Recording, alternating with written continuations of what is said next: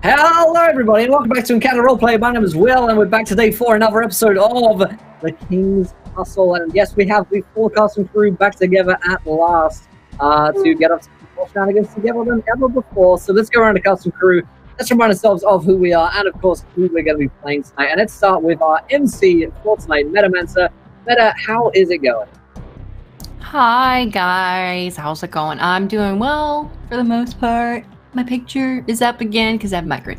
But other than that, guys, I'm really excited about today's episode. I'm really glad that everybody's here because that's always exciting. So yeah, looking forward to seeing what you guys get up to. We left off on an interesting note, so. We sure did. We sure did. I feel like every week the cliffhanger gets more and more stressful for me, so I'm looking forward to resolving this one. Great stuff. We have Blue Jay with us tonight. Blue Jay, how's it going? Well, I just made the poor decision to stir my tea with my pen. And the pen was very not waterproof, so now my pen's a mess. So, I'm kind of all over the place today, but you'll be fine. Everything will be okay, and my pen will survive, so don't worry about it. I'm gonna worry about it. With your pen. Can we get some rips in the chat for Blue Jay's pen? Yeah, F the pen, please. Yeah, goodness. I respect. Like Effie pen? Get it? Oh, God. Wow. That took a turn. That's a perfect segue into Pumpkinberry. How's it going tonight? It's going great, aside from that horrible pun. But hi, I'm Pumpkinberry MPB. I play Ava Ray, who is a wild and crazy CEO of a high-end escort service here in the city. And I'm really, really excited for today's episode. Fantastic stuff. And of course, we have Miss Magitech back from her travels joining us tonight. How's it going? Yes, hello everybody.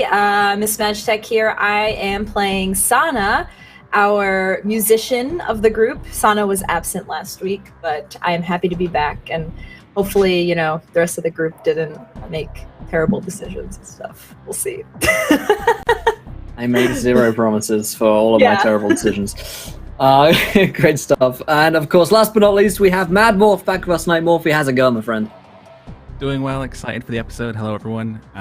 Playing Shepherd Crane, the mask enigma that is fairly dangerous. I'm excited for today because the full squad's back together and it's heist day. So we're finally at the auction and I'm looking forward to seeing how it all goes down. Absolutely, yes. No better time to get the full cast back together for tonight's episode, I feel. As for myself, I'll be playing Russell Gibbs, ex-cop, ex-detective, ex-husband. But currently, he is a security officer undercover, and no one knows what he looks like because of my brilliant disguise and cosplay. Makeover. And my makeover, that's true. Yeah. Couple of things before we get into tonight's game and hand over to Meta to lead us off into the King's Hustle. First thing, of course, is that we're sponsored today by City of Mist. Definitely go and check those guys out, whether it's on their website, cityofmist.co, whether it's on their Twitter, City of Mist RPG. Go follow them there. Check out for the latest news. They got some really exciting releases coming down the line, restocks, new books going out. So now is a great chance to go take a look at the website. Check out the beautiful artwork. They won the Golden Ennie this year for best interior art. So you really have to go and see that for yourselves. It is just fantastic, stunning work. So definitely go and check those guys out. They support and sponsor our show. Then, of course, we are sponsored today by Fantasy Ground, as per usual, our virtual tabletop of choice here at Encounter Roleplay. Go ahead and check it out. Demo version is free. Play your own VTTs, your games of City of Mist at home on Fantasy Grounds. Wellandgames.co.uk is a go-to destination for tabletop board games and war games at up to 20% off the retail value. Then, of course, last but not least, Tabletop Loot GameStop.com is a place to go to get all of your beautiful, sexy dice. At the end of tonight's show, we'll be giving away 2 sets of tabletop loot dice, so stick around for that. As per usual, you guys can interact with tonight's show. If you haven't retweeted this tweet, go ahead and do so. I think we're pretty much at a viewer decision as things stand. And you can donate to the game as well by giving players nat 1s, nat 20s, wilds, magic surges, and so much worse. But on that note, let us hand over to Metamancer to remind us of what happened last week on the show and to take us into tonight's episode of The King's Hustle. Thank you very much. Well, I will say last week we did hit a viewer decision. You're right. So Sure the did. question, while I'm doing our recap, is going to be, what unexpected guest arrives at the secret silent auction? That's it. Ooh, All love right. While you guys are doing that, Let's his recap- ex-wife. Damn it, no, Do it. why does everyone it. say this? I'm getting It's an messages option. from people being like, oh, I'm going to fucking donate for your wife to show up. It's going to be really fun. Great. It was so sad and awkward. It was great. It was great. Yeah, it was good. Right in the fields. Okay, so last episode, the biggest thing that happened really was the preparation for the auction itself. When we got back into everything, we had the very beginning, I don't know, it was like at least 30 minutes of debating on what to do with the now corpse of Jessie, since she had, her body had died, and Crane was very much convinced that she had transcended into the phone in which she had given him, and there was hilarity between flirtatious texts of him talking to the phone and all this other stuff, but Gibbs was anti-disposal of body. Ava was make sure you do it right, and then in general there was a little bit of debate back and forth. Eventually Crane did dispose of Jesse's body, and once everything else was kind of settled along, you guys went and prepared for the auction itself to arrive at this mansion. Sana was going to meet you there a little bit later. She had other business to attend to. You guys arrived individually, Gibbs undercover in the guise of the CTO that you guys had previously kidnapped, making his rounds through the security, getting a look at everything. You guys snuck in some communication devices and got all that set up and ready to go. Nancy found her way into a guest invitation with a random guy, and utilized him as a distraction in order to obtain the tokens that were being handed out for the access to the auction portion that they needed to get into, the very covert, secret auction, so to speak. Crane continued to be eye candy on Ava's arm, and Sana will be meeting them shortly. However, as Gibbs was responding to Nancy's result of her plan to obtain the token, which involved her companion being shoved to the ground and breaking his hip. Yeah, that happened.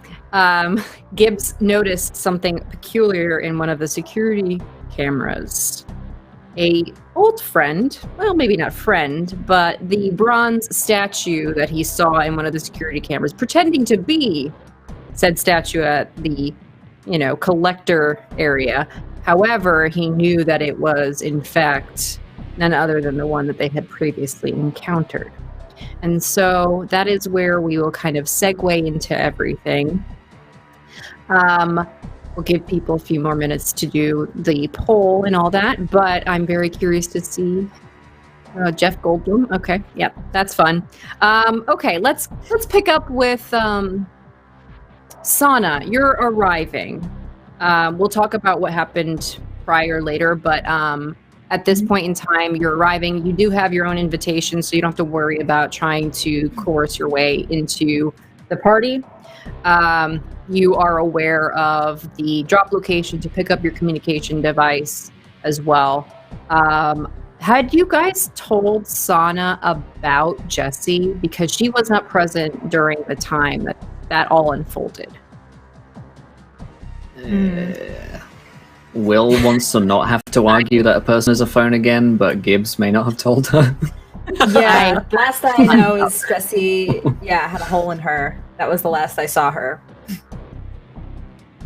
Yeah, I mean, maybe definitely. text her something like an update, but she may not yet fully understand. Right, Yeah. right. I think that probably Oh, typo. Yeah. would be best. Like, what? She's in? Okay, whatever. I just will, in my mind, maybe ask about that later. Okay, that sounds good. If you'd like, you can go ahead and like get into the party through, or get past security and all that. Okay. Without issue. You pick up your communications device, and that's, I think, about the same time that Gibbs would have probably seen the Bronze Man, and we can kind of pick up if Gibbs wants to interject at that point. Okay, so remind me where I am and how far away bad things are happening to me. So in the main, like, we'll call it the ballroom, essentially, Nancy Okay. had just created a situation where her what was his name now? I wrote it down, but I can't find my piece of paper. I think it was like, I wrote. Did I write it down? I didn't write it down. I'm the worst. He was so worthless. But It's like this old guy, right? He was a Mr. something, like Mr. yeah. She fine. doesn't remember is the thing. We don't remember because she doesn't remember. That's what it is. It was so Um, unimportant to her. Yeah. So he's currently, they're getting paramedics on site. That was the latest happening, really. And before you had left the security office, you noticed as you were leaving in your peripheral vision, something caught your eye when you looked. It was the Bronze Man posing as a statue. Oh shit. Okay. I get on the private line to the party. We got a situation. The bronze guy's here. In the ballroom, he's posing as a statue. Definitely scary bronze robot boy. Shepard, he's got a leg. As a quick question for Meta, I saw one scary robot guy, but that wasn't the bronze colored one, or was it the same one as the It one? was not the same one. It was a different Okay. one. Yeah. So Nancy's just like, what scary bronze robot guy? What are you talking about? There was a scary bronze robot guy who was in the labs the other night. The guy That from the guy? lab is Yep. here. Yeah. Definitely him. He's Wow. posing as a statue. He's bronze And where statue. was it? Are you sure? You're not In the just ballroom. panicking, Gibbs? It's confirmed. Maybe it's a different statue. No. I'm just like looking like at the like if is there sideboard or like drinks or something, and mumbling under my breath to this group and trying not to be too obvious. Yeah. Okay. No, By the way, there's guys, I'm here. Sorry for being late, but Oh, hey. Oh, Where- fine. Where are is you this? and what are you wearing? Sorry, that sounded. It's okay. It's okay. You might not recognize me. I'm wearing a nice long red dress. I'm in the ballroom with my hairpins up. You see the me? scarlet red? The scarlet red Yes. is your hairpin. Oh my god, I see it. I see the back of the dress. That dress is fantastic. You look stunning. Thank you. Guys, Thanks. focus. Scary sorry, bronze sorry. unit. Yes, can we get back to This worrying is about the unit? important. Okay. The unit, the scary It's like a bronze whole squad. statue that is standing still and threatening the entire operation. When this thing kicks off, You don't It's know gonna it's be going to messy. kick off.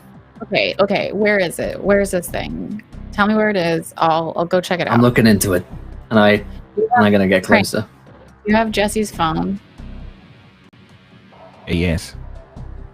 Bring it to Wait. the bronze statue. Just I have an inkling that some electricity may help. Perhaps you What should if come you to me and wake get it it. I up? don't think it's a good idea if I go close, but I don't think you were there when he was around, so you could get close. Fine. And she like turns from the table where she is and she like scans the room to look for Crane. Are you tall, Crane? Yeah, very. Okay, so Yeah. you're fairly It's easy to like spot with your something, mask and how tall you Yeah. are. Definitely. He like walks toward you, like passes by you, palms your phone out of your pocket, like really easily, and then like continues walking past you to like look like she wasn't like hanging out with you or on purpose walking to you. And then she's gonna like basically go to another corner or like a hallway and be like, Gibbs, where was that thing again? Ballroom, and I'm gonna be walking close to it as well. Yeah, it's in like one of the, obviously this is a very large estate, so there's different rooms that have different types of art on display. In this particular room, the bronze statue's like kind of the centerpiece, and then there's like busts and other, Greek or Roman art statues kind of throughout the room. So that's the type of art that you guys are going to be seeing in there. Obviously there's other rooms, some with paintings and that kind of more rare. Some are abstract. A lot of them, like we said before, this guy is very into old, very ancient art and collections. That's his main and primary focus. So a lot of things you might not even have heard of. They're so abstract and out there. It would take some research to understand what it is or whatever else. But in this particular area, the statue itself, when you guys get there, it would say something along the lines of unknown origin, very like mysterious and kind of a play off of the fact that nobody knows where it came from, making it feel more rare and unique. So even Ricardo himself would basically not know what the bronze statue is or where it's from. So yeah, Gibbs and I meet up like a little bit away from this thing. Are there people in this room already? Oh yeah, there's people throughout looking at the art and talking around. So she's standing like a little bit away and looking at the statue as though she's just like admiring it. And she says like out loud, how long do you think he's had this piece? And she looks over at Gibbs pretending to be like a stranger. And like there's a bit of her voice, she's trying to put on a voice that's like, I'm a grown-up fancy lady, but pretty much it's just her voice with a little less of the like rebellious teenager attitude in it. Like so it's like, if she stopped being so defensive all the time, this might be what Nancy sounded like. But yeah, she's like pretending to act all like grown up shit. Not sure, ma'am. Just assessing the security risk. You really think there's a risk? I mean, from the looks of things, this thing's been here for a while, right? I know that this man is quite the collector. Maybe it's not currently active, whatever it is. Right? Maybe it has to be activated. A security measure. Like a tripwire. Is that in your purview? To activate security measures? I'm gonna look at her and then sort of buzz in on my my official comms line of the security and say, hey, I got a someone interested in this statue, someone I should know about. Are you queuing into like the employees of the security group? Yep. Oh, okay. I wanna did someone not tell me about this in the PowerPoint presentation this morning? One of the other security officers queues up and says, "Sir, it was added last minute by Mr. Ricardo himself. It's part of the collection update, replacing one of the other Roman statues. Copy. Over. I switch back to Nancy. Yeah, they moved it in last minute. Even the security detail don't know anything about it, so that's sketchy. And I take out like I turn her around like as though like the conversation's over, and I like take out Jesse's phone, and I type in. You remember when you accessed that terminal through the phone? Yeah. Uh-huh. Do you think you could do that again, but take control of maybe a bronze robot man? The text message coming back. Are you sure he's a robot? Question mark. I don't know. Can I like look at it and examine it to see if like I'm not good at technology. Like get a good look at it, see if there's any like wiring or like computer stuff, or like if it's a wind up toy. So I'll re-describe it. It literally looks like a picturesque, like physique, muscles. The whole thing is ultra defined, like one of those realistic sculptures. Like marble, like completely wrong. Yeah, there's no even evidence of a seam or anything. It looks like it was literally just created out of bronze. Oh, okay. Did they say before that it was like moving around? No. I mean, it was. I don't know about the group if they told more specifics. Oh, right. During the scene where Nancy gets kind of like taken away, the bronze man shows up and tries to kill Jesse, and then Crane intervenes. But he did talk. A robot, then like I would assume that it was something that like moved or acted and wasn't just like a statue. Correct. So I would like when she gets back, are you sure it's a robot? I like turn to Gibbs and I'm like, and I look around to make sure that no one's like really close. I don't want to like throw anything off, and like I do a little like, do you know which way the closest bathroom is? I haven't been here before. And I like do this really fake looking smile. First on the right, ma'am. Okay, thanks. And as I like pass by, I like palm Jesse's phone into his pocket, and I say like while I'm like walking away, like through the comms, if it's a robot, if it's got electronics, Jesse can probably hack in, but I don't know what the fuck that thing is. So you've got definitely didn't feel electronic to me. You guys are still worried and, like, about did that she walk fucking up to statue. the bathroom? Hold on. Go ahead.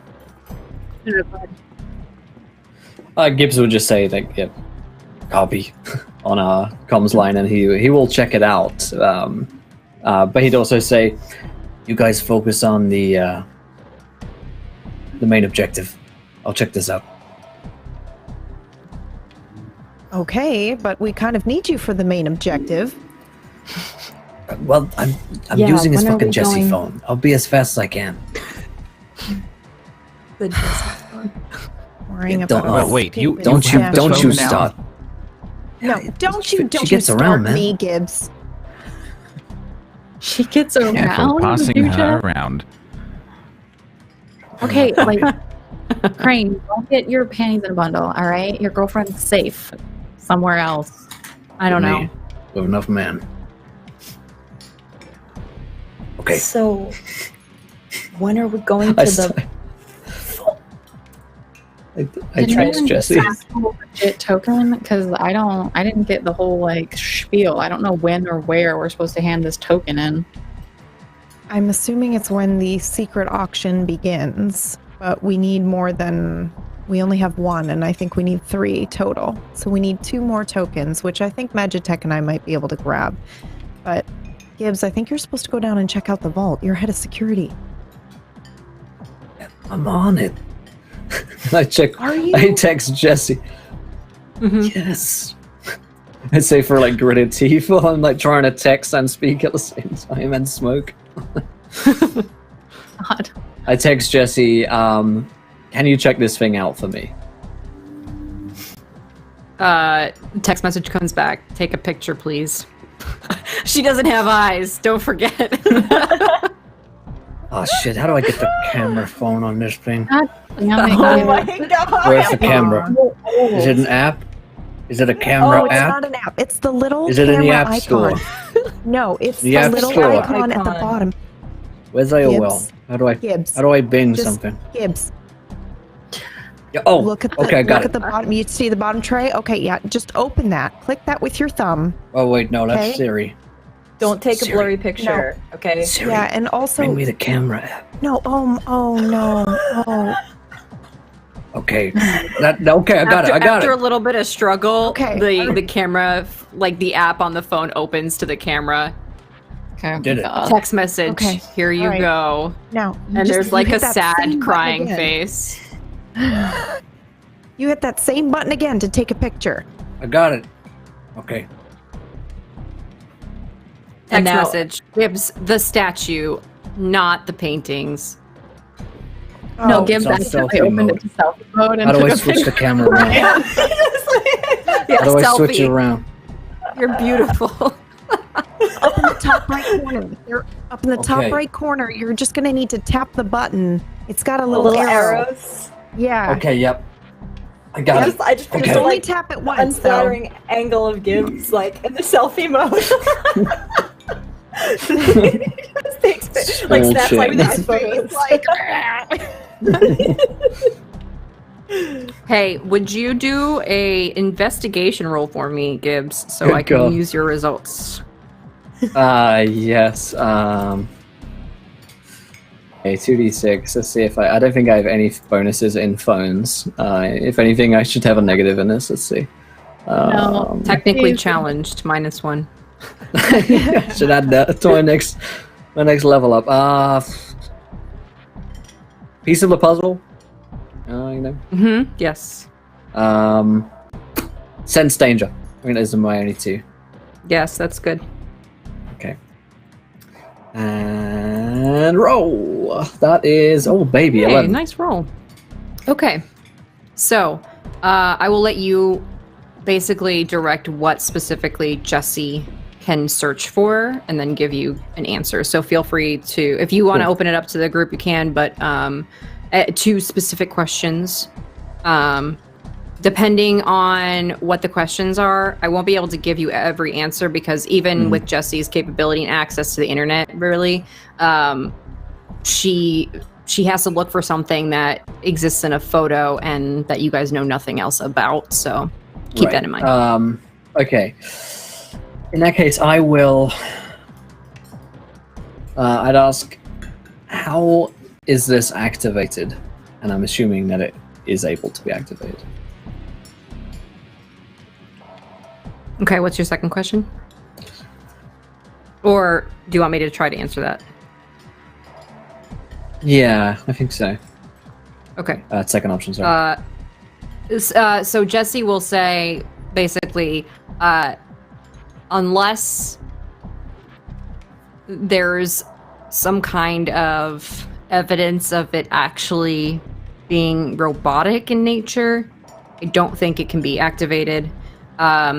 She'll basically note that if it's made it this far after her EMP, which literally destroyed everything, then it is likely not powered by traditional methods.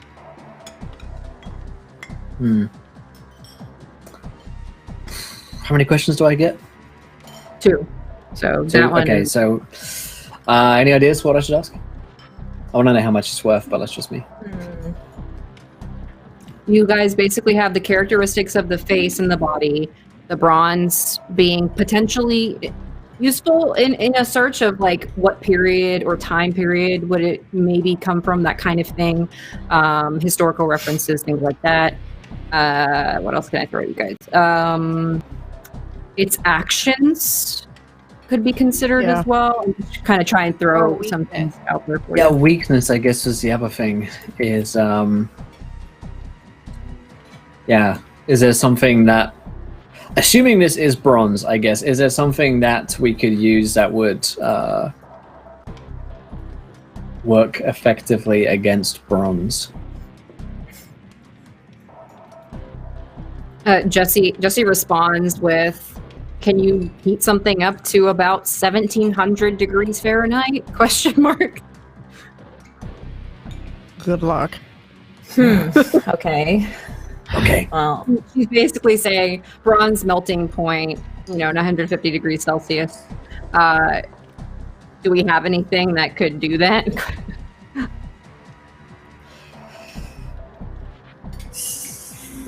Okay. Let's just not worry about it. Thought it was active. Doesn't look like it's active. Moving on. I'm getting down to the vault now. Does someone It's want about to take the time, Jessie Gibbs. phone? Just take it with you. You might need her to get into the vault. Or Just take feels pictures dirty. of the vault. Okay, fine. Why does it feel dirty? What is wrong with you? I don't know where. Why are where you he's- like this? I don't know where Crane put it. How dare you? Over. Don't you think? Sorry. Don't you think I don't Did know? you just say over? I Like- thought we were doing that. I love it. Over. I'm in the Over. vault. I'm turning you Okay. all in. Okay. Yeah. Roger. Wait, what? Did he just say he was turning us all in? He's joking, right? He's kidding, right? Guys, Gibbs. hello? Gibbs? Wait, Gibbs. Plot twist. No, I'm just kidding. Gibbs. It's not funny. This is not funny. This is pretty funny. It's pretty funny. I enjoyed that. Okay, I'm getting to No, the what's vault funny now. is you operate a phone, but that's gonna- you know. I'm gonna narrate my actions. Okay. I'm gonna open this door. No, it's locked. Okay. Must be enough way around. Okay. Wait. I'm gonna don't make my you way have a to. I'm security gonna make my badge? way You to. have, you Yeah, have yeah. an all I'm access gonna make security my- badge, Gibbs. You're I'm the just- head of security. Just Damn swipe it. I'm just being. I'm just being a We're all first-person video game character. We're all yelling at him in the comms. Like, Like, like you're checking on, making sure things like that's your role there in this particular day is to make sure that security is doing what they're supposed to be doing.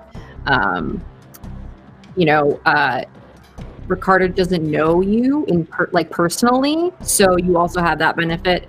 And I think at this point in time, given where we are, the security officers that are hired to be doing this here don't either have never talked to the CTO directly, or they wouldn't really recognize him because you do look a lot like him. So it's a very kind of easy task for you in that regard. Obviously, if other people are around, then they might recognize you for who you actually are, but Right. it's fine. Your decision totally didn't screw you over at all, possibly. Right. Let's quickly Yes, pause it on wasn't Gib Jeff. and go to Ava and Sana, who have to still obtain tokens. okay. If there's any particular procedures you guys want to do. Yes. I would like to reach. Ooh, I don't think I have my game tokens. Now that I think about it, I'm in a very slinky dress. I don't think I brought them with me. Okay, so I will. I would still like to try to divine, but I will take the penalty there for not having my game tokens. Mhm. I would like to find somebody that's got a token that I can easily either manipulate from them or just flat out take. Mhm. If I can do that. So I will go ahead and how do I invoke the weakness? You just would minus from your total pool. Okay, yeah. perfect. Okay. So then then I will go ahead and use. I will use my. So I'll basically cancel out the divine with game tokens tag, obviously. Right. Self-reliant and confident though. Socialite and empowered. I think I will do those 3. Maybe local big players as well, so that I know maybe I can recognize somebody I'm chummy with. So I'll do that. Absolutely. Okay. So +4. Oh, whoops. I didn't do the +4, but we can just add it to that number if that's okay. That's fine. It's 11. Great. An 11 is good. Did you want to do a change the game to maybe influence somebody? Or Yes. do you want to? Okay. Yeah, I would like to basically identify somebody and then go ahead and change the game and convince them to let me have a token, or to just be vulnerable enough where I can sneak their token. Yeah, absolutely. So obviously this is it's a +4, so you have 4 juice that you can have. Okay. You can also bank juice and use it within the confines of how you obtained it. So anything that would have to do with the social status of things. And I also gave you guys some positive story tags as well, so keep those in mind for anything relevant to that if you're adding to your role. Obviously for Gibbs, since he has Jesse's phone, he's getting the benefit of Jesse's phone related to like hacking / electrical type tasks. So do you want to create maybe a story tag of like easy target or something along those lines of somebody that you might spot? If something along, it's up to you how you want to kind of. Yeah, I would actually like to use. Yeah, I would actually like to use 2 juice in the situation. I would like to create a story tag for that person, and then I also want to hide the effect. So I want to hide the fact that I'm taking this token, or hide the effect that they feel like compelled to give it to me. Okay. Yeah. So we'll say that there is a man who is been indulging himself in quite a lot of drink. So he appears to be the person. And the only reason why you're able to figure out that it's him is when you divined, even though you didn't have your tokens, you did get the whisper of who to look for. And the word token was said. So immediately kind of got the information that you needed to who you should target. That's the most easiest. And obviously your observation that he's incredibly drunk. Amazing. Do I recognize this person? Is he a client of Madeline? Would you like him to be? Yes, I would love that. I would love that so very much. High roller. Okay. Perfect. Mr. Wilkins! Hello, how are you? It's so nice to see you here. Having a bit of fun, I see? Very much so. That's right. What are you drinking? It looks like I should have some.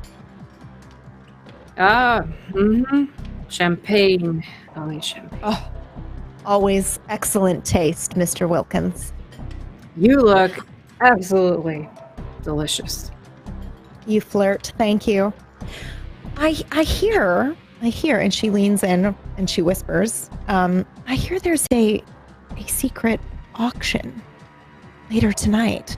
And I hear that you're the man to talk to about that. Is that true? He like leans in towards you and he uncomfortably close, like you can feel the breath, and he puts his finger up to your lips, like trying to hush you. Right. Yes. It's secret. Yes. Who's to tell anybody? It's very important. That's how naughty of me. That's very bad. Very, very naughty. Yeah. How about a trade? A trade? I would like to go to this auction. And in return, I can trade you a VIP package. For tomorrow night? Tonight? Your favorite. Down in the dungeon room.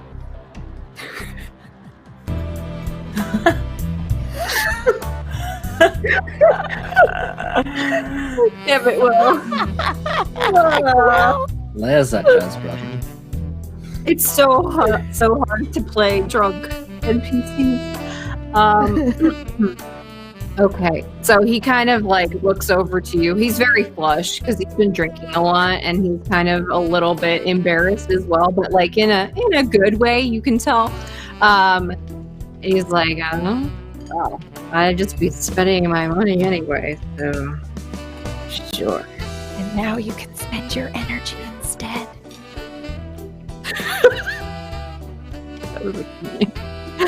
He reaches into his pocket and kind of like grasps your hand with both his hands, and then he like kisses the top of your hand, and ever so beautiful. And he kind of grabs another champagne from one of the waiters, kind of passing out drinks, and downs the whole thing. And he's like kind of slumped over a little bit, like on one of the railings that you guys been near. Well, have fun with that. Thank you. So I will take the token from him, and then I will give him a I will pull into my brassiere, and I will pull out a business card because I always have them. And I will hand it to him, and I will say, just go ahead and give that to the front desk. You can use it tonight or tomorrow. Have fun, you stallion. You're gonna break me. I can't. Okay, and then I walk away slowly, in case he's still watching. Oh, he's definitely watching. Definitely. Okay, I have another token. You're up. Nice. So you can keep that music on because Sona's probably gonna do the same. Oh my god. Like, Best day ever. Jazz bum, come back. Me and Ava have very similar skills. So I have a certain set of skills. yeah. Sana is gonna look for the most Sexiest Liam Neeson. A certain set of skills that make me a nightmare for people like you. I will find you. Sana's gonna look for the most like you. Is that the next one? the what? I'll find you and I'll seduce you. That's the new line. Exactly. Oh my god. I'll kill you in the Shakespearean sense. Sorry. Oh boy. Okay, so the most like maybe rich-looking single guy. He's bound to have a token. And I too maybe would like to do a change to the game and use some of my skills to seduce this guy. So first, identify somebody for me. So you can use change the game to find somebody to like target essentially. Actually, no, I have a way better idea. Remember the mission that Jesse sent you on before? Particular individual that was at your jazz club. Yes. He most certainly here. has. Yes. Ooh, Mark Greenwood. That was his name. Yep. Okay. Ooh, Marky Mark. Marky Mark. Yeah. Okay, so I will go ahead and approach Mark. And he and I already have a good relationship. Yes. So I will. Wait, what does that mean? What does that mean? A good relationship. Not. We've flirted, he and I, but it's never gone anything beyond that. So I will continue this relationship that Mark and I have, and maybe get a coin out of him. City of Mist After Dark. Sorry. God damn it. It's great. Oh my gosh. That's fantastic. All right. Yeah, so He's definitely he knows you as well for your music. That's what actually originally brought him to the jazz club that you had previously performed at. And he kind of loves that whole scene, the jazz scene. Is there anything in particular that you want to kind of canon for him, whether his business side or personal or anything along those lines? Okay. Probably. I mean, I would like to propose maybe our group coming back to perform, because I would love, Mark, I would love to see you again, and I would love to come back to your club. So maybe later this month we can have the group come back and perform. Well, you know, Sana, I would never say no to you. That would be lovely. I would absolutely love that. But I did hear tonight at this lovely party that there's actually an auction going on. And you might be the guy to maybe have a token for a girl like me. Well, I did just say I wouldn't say no.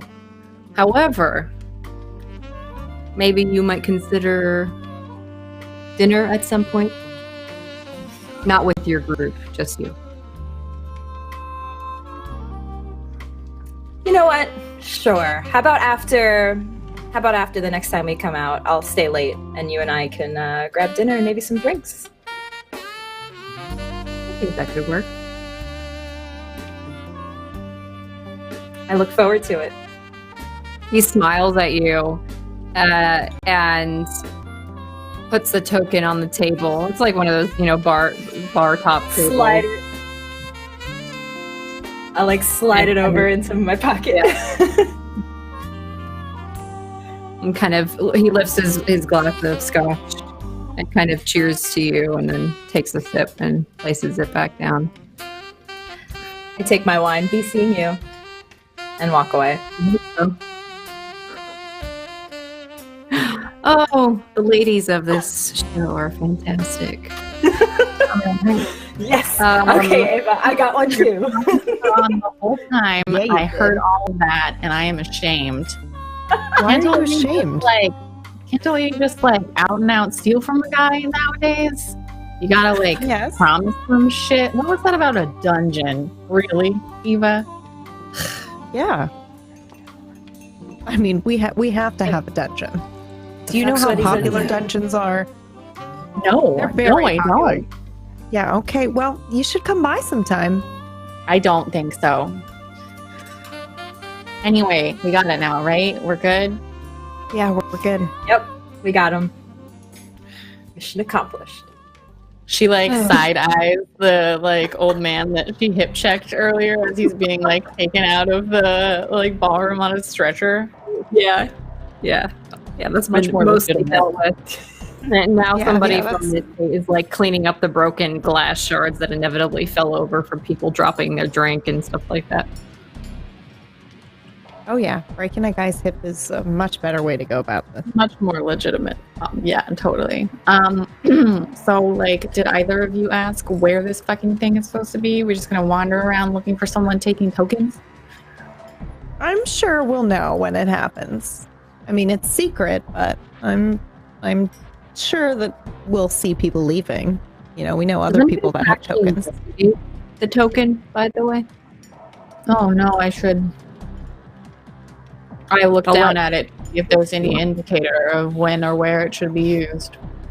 I don't think I would, because I don't want anybody to know I have it. I just stuck it in my bra, probably, or my dress right away. Yeah. Sana, are you staring at a secret token? Unless I go to the wash. Actually, yes. Okay. I kind of just slipped it in my the pocket of my dress, but I will kind of take it out and just have a glance at it. Okay. So then, so it'll be Nancy and Sana. Both go ahead and feel free to roll with your investigate. Okay. Obviously within the scope of your character. I'll just use investigator. Does planning ahead get me anything? Like I would already know like images or like iconography that Ricardo uses on his stuff? In this particular case, no, because it actually isn't what you think it is. So no. Okay, so I'll use investigator.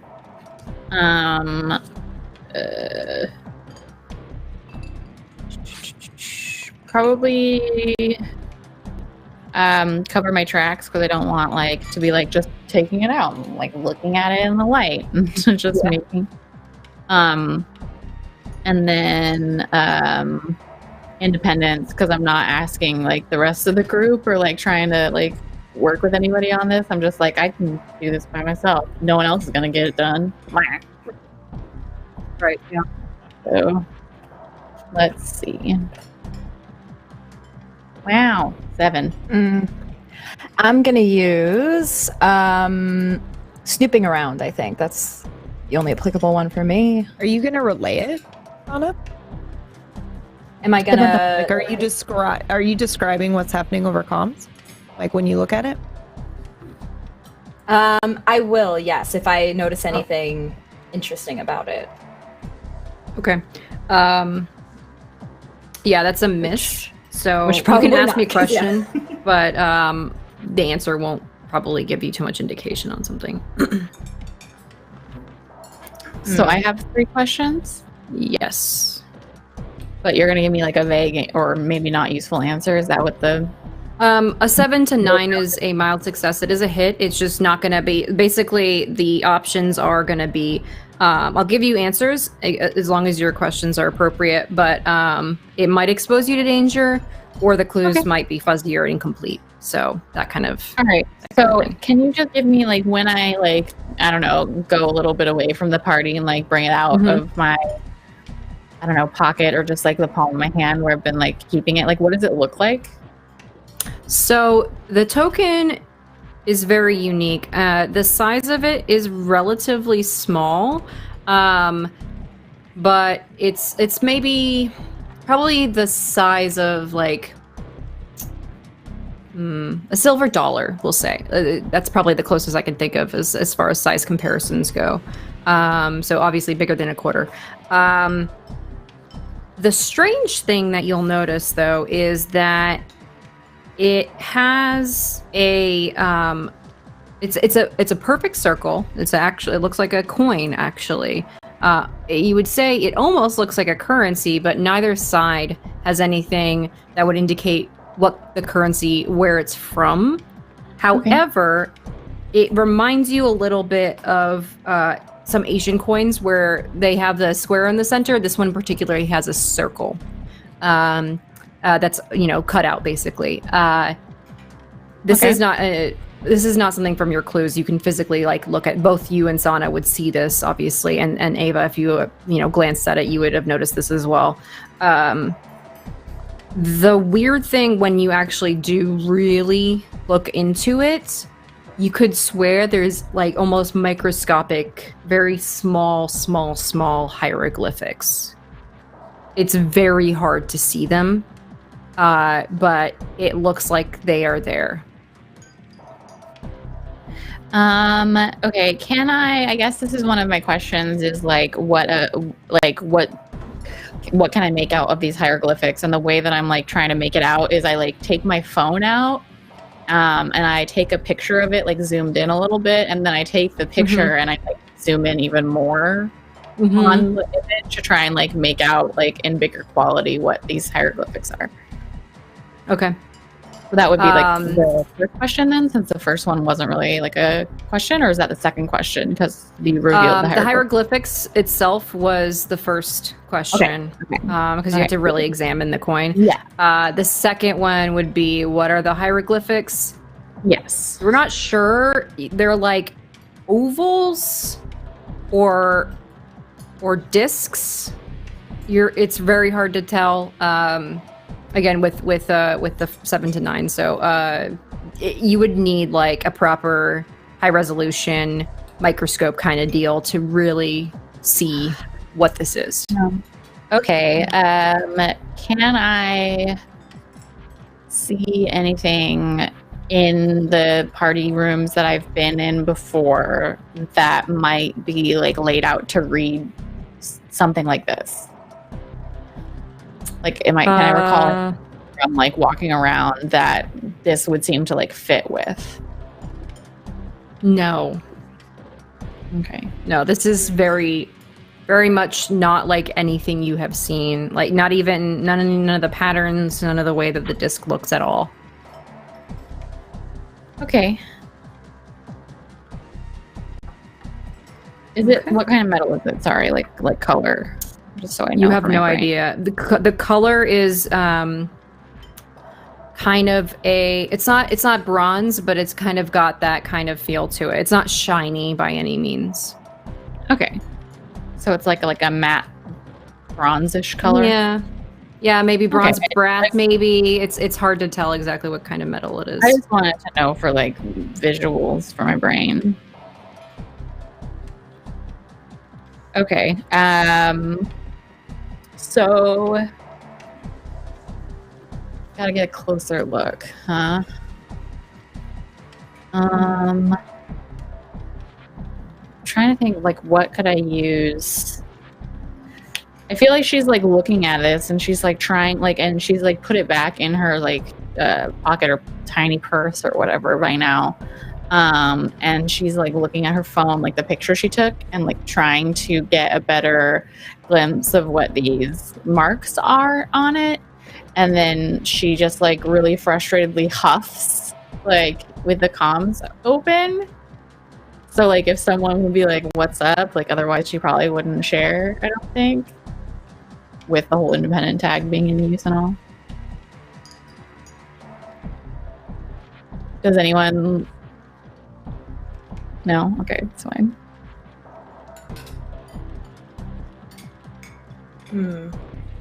Nancy just lets out like a long, frustrated sigh over the comms, is what I'm saying. Like, and unless someone's like, "What's up? Is something wrong?" Like, she's not going to elaborate. But like, I'm giving you the opportunity, I guess, to do that. I don't know. I think Gibbs is probably too focused on getting to the thing right now. Yeah, I honestly, Ava's probably socializing. Yeah, I mean, I kind of glance at the coin myself, but I'd probably say like, I don't know, it's just a coin. I don't see anything. Guess we have to figure out how to get to this auction. Yeah. Well, that's secondary. Gibbs, how you coming on the vault? Good question. Whereabouts would Gibbs have gotten to at this point? You would have probably gotten to the level of the vault. It's very heavily secured here. There's, as was mentioned before, they increase the security around the vault during live events like this. Let me real quick ask, Crane, is there anything in particular that you're doing while Ava was, flirting and all that? Showing you off. Yeah, just standing very awkwardly and probably, I guess he would still be on, like, next to you, right, Ava? Yeah. Like sticking Ava to you, would've. following your lead. Oh, He's completely out of his element, 100%. probably just very uncomfortable, but staying quiet and, yeah, just following her around and probably, like, sort of surveying, like, keeping an eye on things, but just sort of waiting for the whole thing to, And I have your Just back being too. awkward. So I'll introduce you and be like, "Oh, but he doesn't talk. It's part of the sex thing or whatever it is that she's saying." So yeah. So you It's don't his have to whole talk to thing. anyone. Yeah. Okay. All right. I just wanted to make sure if there's anything in particular you It's our wanted excuse for to everything in do. this game. It's sex thing. It's just a sex thing. Oh, okay. That's great. Okay, sounds good then. Just feel free to let me know if there's anything that you come up with that you want to do. You can do it in the vMix chat if you'd like. Cool. If that's easier. Okay, Gibbs. So you arrive nearby the vault. There's 2 security individuals stationed literally on either side of the vault entrance. everybody looks like they're doing what they would be expected to do as far as security is concerned. Nothing is really causing any alarm. There's no shady business happening from what your observations. So feel free if you want to do anything. You're welcome to at the vault. Will needs a meta refreshment of exactly the sequence in which we plan on doing this. So I'm down here in the vault, and I remember. Okay, so there's a secret auction that we're going to as well, which Ava plans on buying the piece for, but maybe it's too expensive. So plan B is that we heist it out of the vault if she can't buy it. Okay, so I think all I need to do right now is stay put and wait to hear more from Ava and the team. And then I think my plan was to get some kind of like situation going as a way to get myself inside the vault with Jesse's phone. Right. And then Ram and Shaman out of there. So the meta reminder on the vault is biometrically tied to Ricardo. That's right. He has to be down here, doesn't he? To open it. Yep. I don't remember at what point we had this discussion or who said what, but it was said that in an emergency situation, it is possible to potentially cut power off from the vault. Right. But Jesse wasn't sure if there was a secure way to do that or if it was going to have to be on the scene because there was no indication in the blueprints that she had access to where the power was being maintained from. It could be underground for all you guys know. So it's one of those kind of situations. Yeah. That's what I'll set to doing then, is using my security clearance to get to areas that I remember from having studied the blueprints as not existing on the blueprints. So if I see a funky looking door or something which has got a lot of guards behind it, I'm going to start heading that way. And letting them know, because I assume that they've still got a fair amount of time before the secret auction finishes. Right. Yeah, definitely. Let's do a... I want to do a roll for you, but let's do an investigate related to you scoping out the areas that look out of place in comparison to the blueprints. Okay. I leave no stone left unturned. I have an attention to detail. And let's see. I think that would work here. Piece of the puzzle. I have the blueprints, so I know something that wouldn't be there. And what was the other story tag we gave you? The other one is I have Jesse's phone at the moment. I have blueprints 1. Blueprints. Yep. And I have inside job 1 as well. Yeah. Oh boy. So you got all the benefits there. Okay, let's do that. Yes. Come on! Oh my golly, gosh, that is a lot. That's a lot of numbers right there. That's the number of You literally Six. rolled as high as you could roll, and then also had +6. Okay, so in investigate with 6, you can ask me specific questions, and we'll get through all those answers. So Where's the have at vote it. power? And how do I turn it off? Where's the big red button I need? Right. I guess is there a secret power room?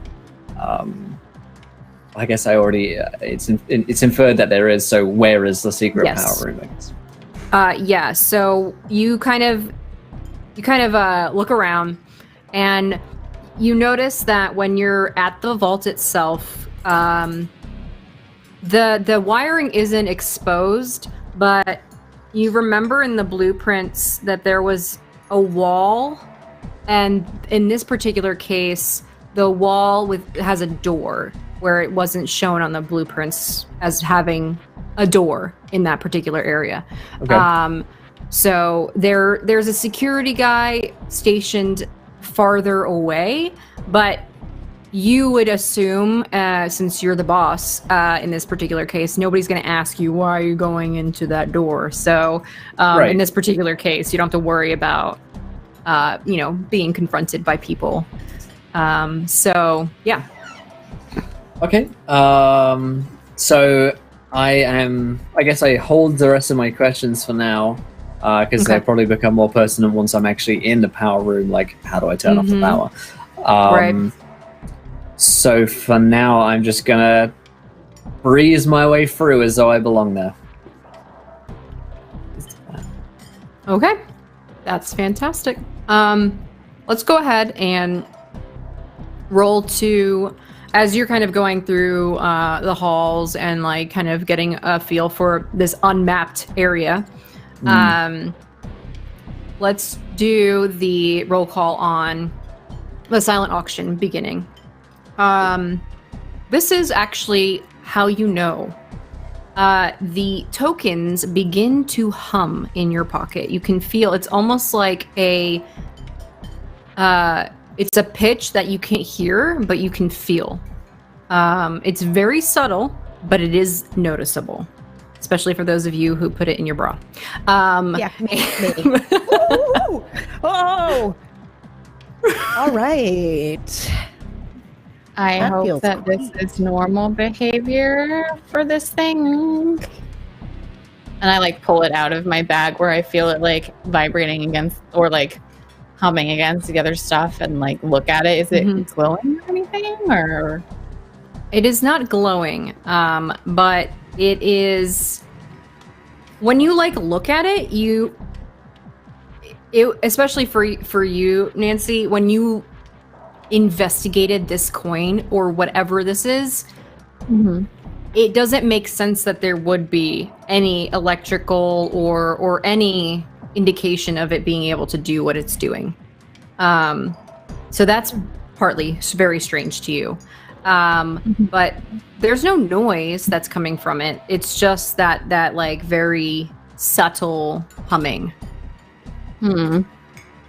when you hold it, but it's not lit up or anything like that. if I like move in the space, does the humming get like louder or quieter? Is it like hot and cold or anything, or is it just the same? No, it's the same no matter where you move in the room. However, you guys will notice that around you, certain people are beginning to shuffle either out or in a particular direction. Given everybody's successes from previous social interactions, like to find the right target, you will know a few people that you had considered as a potential target but decided against it because there were more easy marks. So those individuals you will have identified essentially. So where they go, you could assume that's where the auction will be taking place. What will happen though, Ricardo will come out, he had been already, he made his speech before, and then he also kind of was getting to know other people or saying hello to people that he already knew. And he kind of says, "Oh, right, the auction will begin." And in this particular case, he's talking about the public one, not the secret one that's going to be happening. And everybody kind of shuffles into an area where the person that's going to be presenting all of the items is preparing, and there's a whole security thing happening there as well to make sure nobody tries anything. And so that's happening, and Ricardo kind of looks around for a little bit, and once you guys have all kind of started to move off into the other direction away from the public area, you'll notice that Ricardo also kind of ducks out in a very subtle way to make his way to where you guys will be going. So that's kind of the situation. Does anybody want to do anything before you guys make it into that security area, the secured area for the silent auction? I'll grab another glass of champagne. Okay. Nancy like shifts in her dress like uncomfortably and like starts like trying to subtly move across the room, but is just like not super subtle, but she doesn't look like she tries to like hide behind another like person or group of people that are moving where she's going so that she doesn't look like extra awkward like by herself. But yeah, she's not really like investigating or anything. Okay. No, Sana Does will anyone? just go. Does anybody want to let Gibbs know that it's happening because he has no eyes on? Yeah, that might be important. Gibbs, the coin hummed and people are going both to the public auction and also the private one. I don't know if you've got eyes on cameras or anything like that. Not right now. I'm looking into cutting the power to the vault. I'll keep you guys updated. Do we have or want anyone at the public auction? Well, I doubt if can it were Crane there, it would be at the public auction. can Crane go in like as a +1 to the silent auction, or is he gonna have to stay out? Yes. He's gonna come in He as the can't plus go inside the room, but he can Okay. wait if he wants to. Oh. Of the secret Why don't thing? you Oh, go I thought into the I thought we were. Yeah, I On was the going arm. to try to sneak him in as the +1. I mean, you guys can try without the token, but it's up to you. Hey. All right.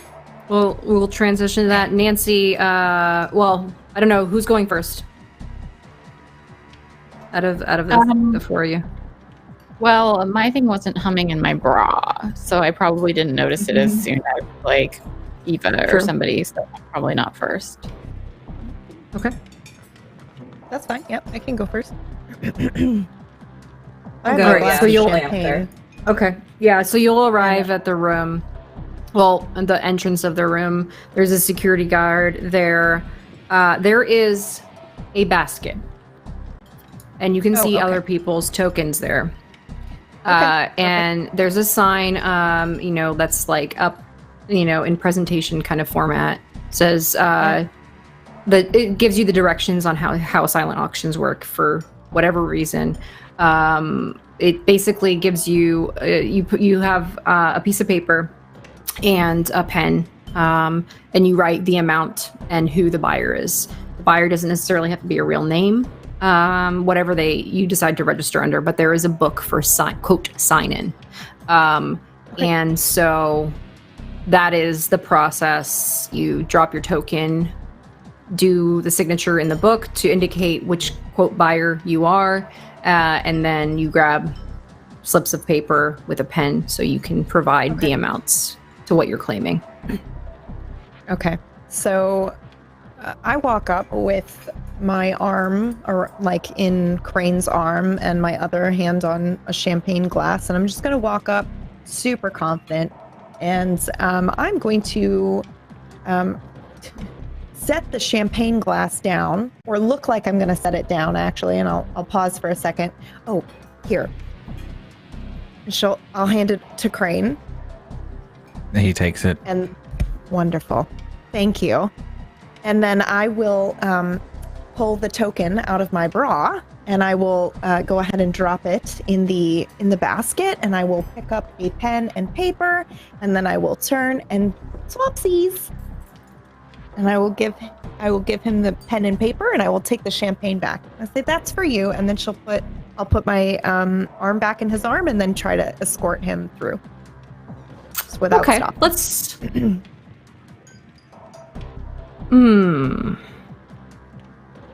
Let's do a sneak around on that one. Okay. I think that's the most appropriate for the core moves. Okay. Because you're being deceptive. I am being super deceptive. Okay, let's do...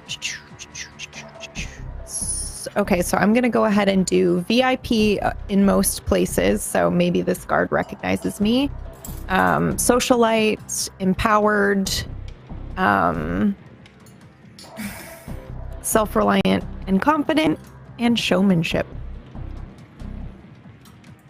I like it. Okay. That was 5, right? I think so.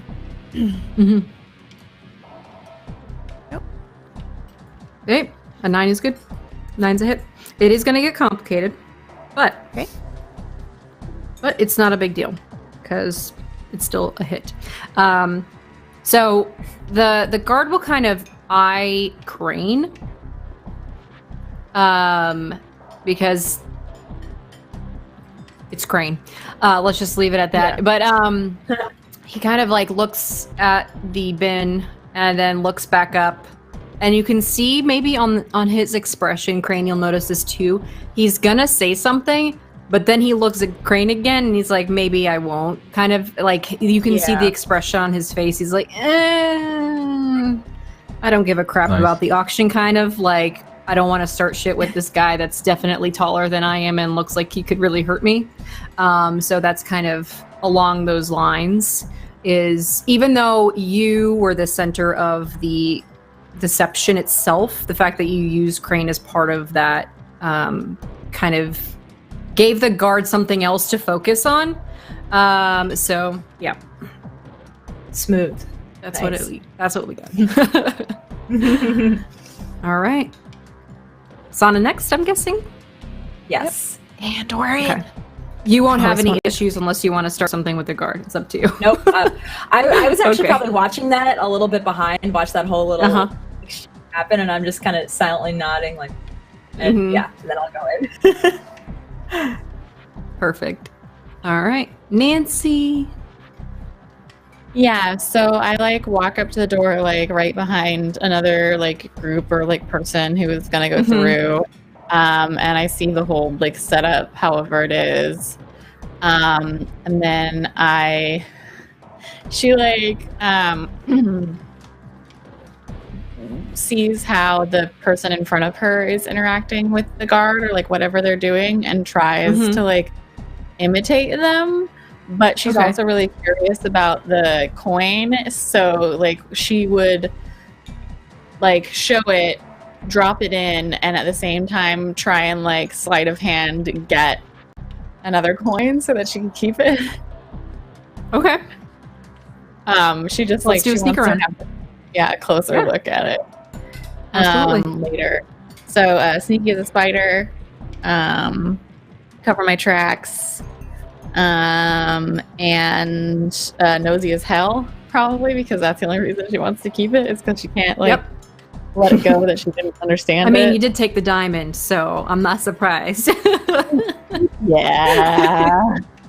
2d6 plus 3 for the sneak around. 13. Absolutely. You do it. Nobody notices a damn thing. Good.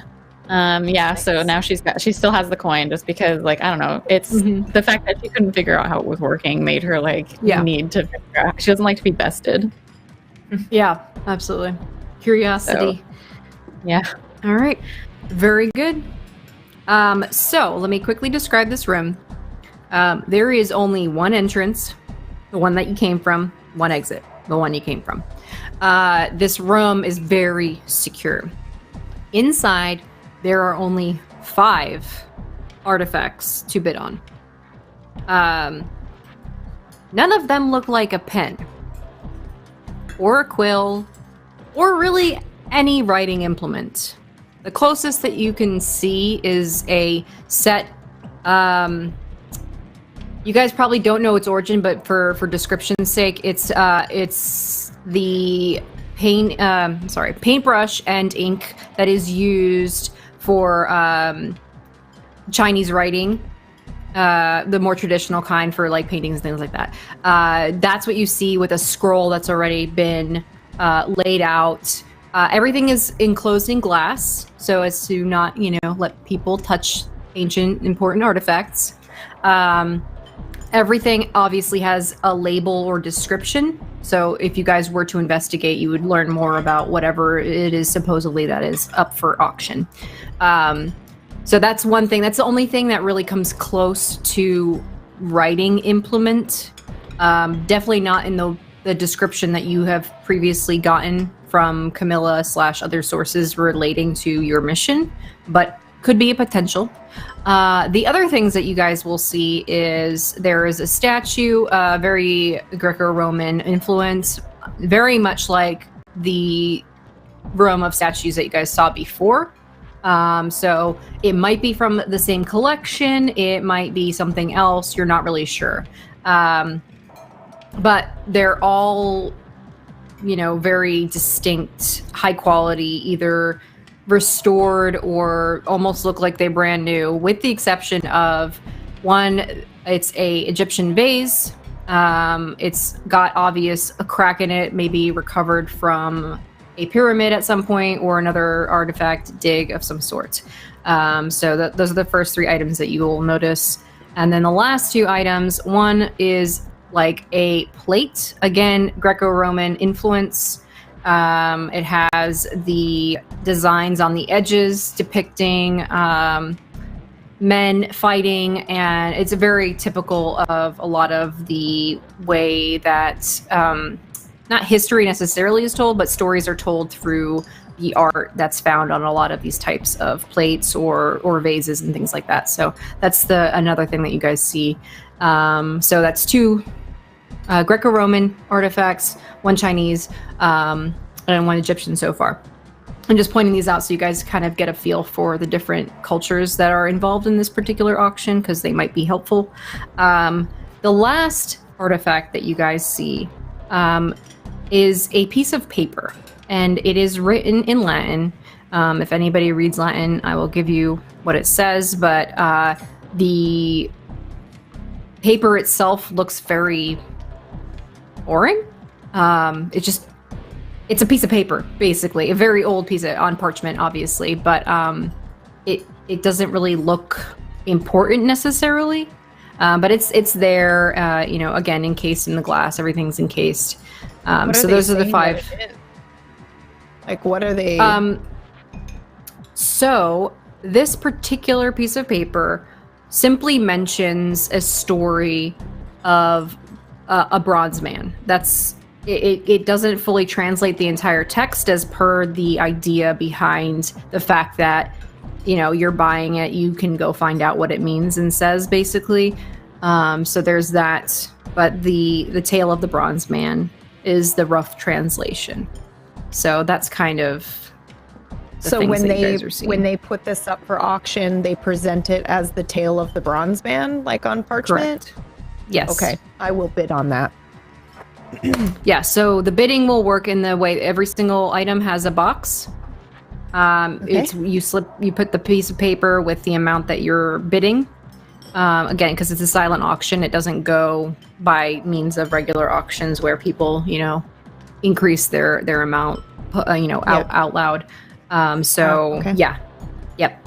So I will glance at Crane, and I will gesture for him to write down on our paper that we want to bid on that. Can I glance around the room and see how other people are reacting to these things, and maybe go to the cases and see what's getting the most bids, and if there's any name that's repeated several times, bidding over and over again? Yeah. Do we see what they're bidding on, though? I don't think at a silent auction you can see what people are bidding on. Correct. You can't see the amount, but you can through observation of where people are going. If you were, is somebody bids one price and then somebody ups them and then somebody ups them. The silent auctions I've been to, someone would write down that they were bidding more, and then you circle around again and you because if you're writing it down that I'll pay this much for it, and someone else writes down that they'll pay however much more, I don't know. I always thought it just went to the highest bidder, but yes, it always goes to the highest bidder.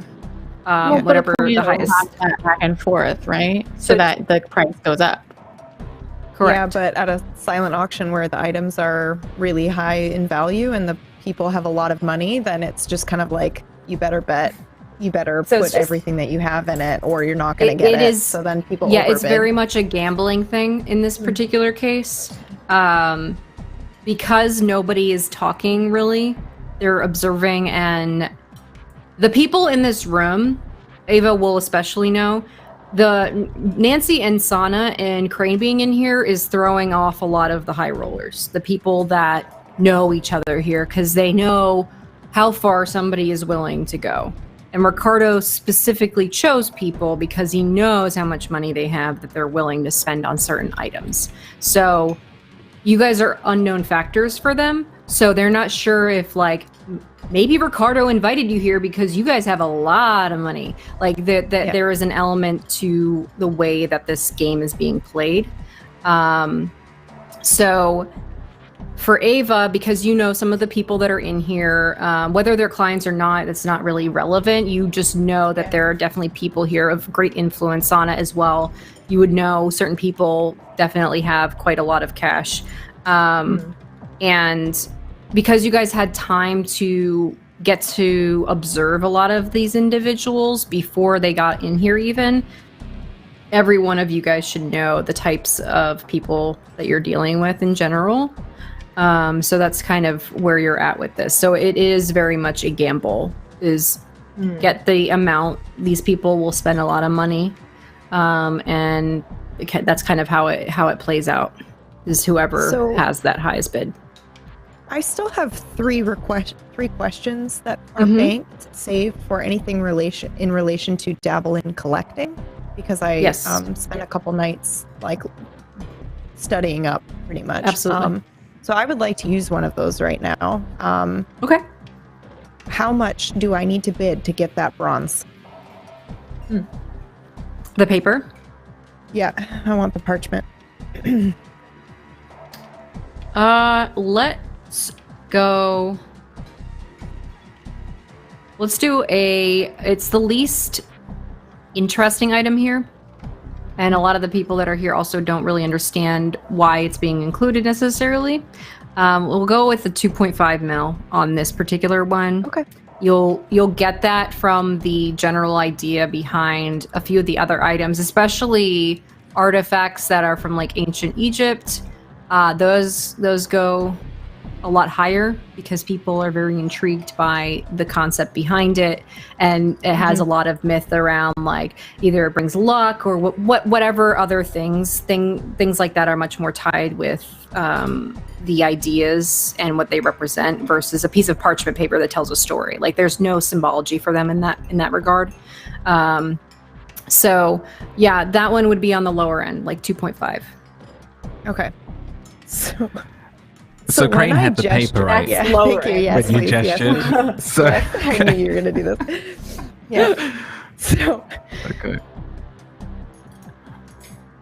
Go ahead. Higher. Crane just. What? You need to add a couple more zeros to that. It's a piece of paper. I've written 50,000. That's surely that's enough. No. Higher. Much higher. Add a zero. 500,000. Here. I'll just take the pencil and look around to make sure nobody is seeing through this farce that he is not doing this for me. And I'm just going to scribble the 2.5 mil on there and then give him the pen. Yeah, add the 2 and a couple more zeros. Yeah. Does Crane react at all to this? Yeah, he's like, what? Are you sure? Yes, I'm sure. I told you should come work for me. I hear you have dungeons. I do have dungeons. I think you would do really well with us, Crane. We'll talk after. I'll consider it. Yes, that's focus. Did he just say, I'll consider it? Yeah, he did. Maybe. I want you all to hear that. I hear you have dungeons. Oh my god. Yes, we do. Okay. Who else is doing what in here before I swing over to Gibbs? I kind of quietly in the comps. Do we even have the money from Camilla to spend on these things? Do we have the money? I mean, I don't know about you, but I can use some of my own money to get some things. I'm sure Camilla will pay us back. Or maybe she won't, but I don't really care. If so, is it this whole And she's trying to be quiet, but she's like really like awkward. She's like, this place and these people are giving me the fucking creeps. Is it that pen, that brush thing, or like? I don't think the pen is here. So Gibbs, I think we need to move to Plan B. I'm gonna bet on the, or I'm gonna put my ticket in for the Chinese pen ink, or the ink. The paintbrush. The paintbrush. That's what it was. Yeah. Okay. Yes. Okay. A lot of people have been going around there, so you can assume that there is a heavy interest. Just letting you know. Probably. I may or may not win, but I'm gonna try to put my. I don't know how much actually I'll put in. I'd probably. Sana doesn't really know value of things. Yeah.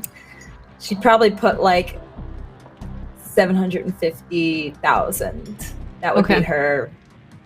Yeah. She's gonna go for it. Okay. Who the hell Sounds are you good. people? Gives us $25 in his bank account. 25. Paintbrush, 25. That's being generous. Is anyone talking to anyone in here? Are they like rubbing shoulders or anything, or is it completely silent? It's silent. It's mostly silent. There's like if you're very close to people, there's like a. So did you see that? Like very, very quiet whisper level of conversation. I would say maybe like library level. I'm like, that's my thought. It's like very quiet, like even lower than that. Even lower. Like, okay. Yeah. There's more gestures and glances than there are words. Do you mention that you're bidding on that, or no? I probably wouldn't, just because I don't want to draw attention. But maybe I don't know if you see me like putting my ticket in there. Can I do like an investigate to try and like see if I can overhear anything? Because you said that there's not like any like indicators of like what's being bid on, but like people are definitely like looking at things. Like I just want to know if I can see like what the interest is in, and if there's any like overheard conversations that I can listen in on. Because absolutely. So obviously Nosy's hell, get the dirt, investigator. And Sneaky's a spider because I don't like. She's very purposefully staying in the shadows and trying not to like draw too much attention to herself because like she wants to be as invisible as possible. So that's +4.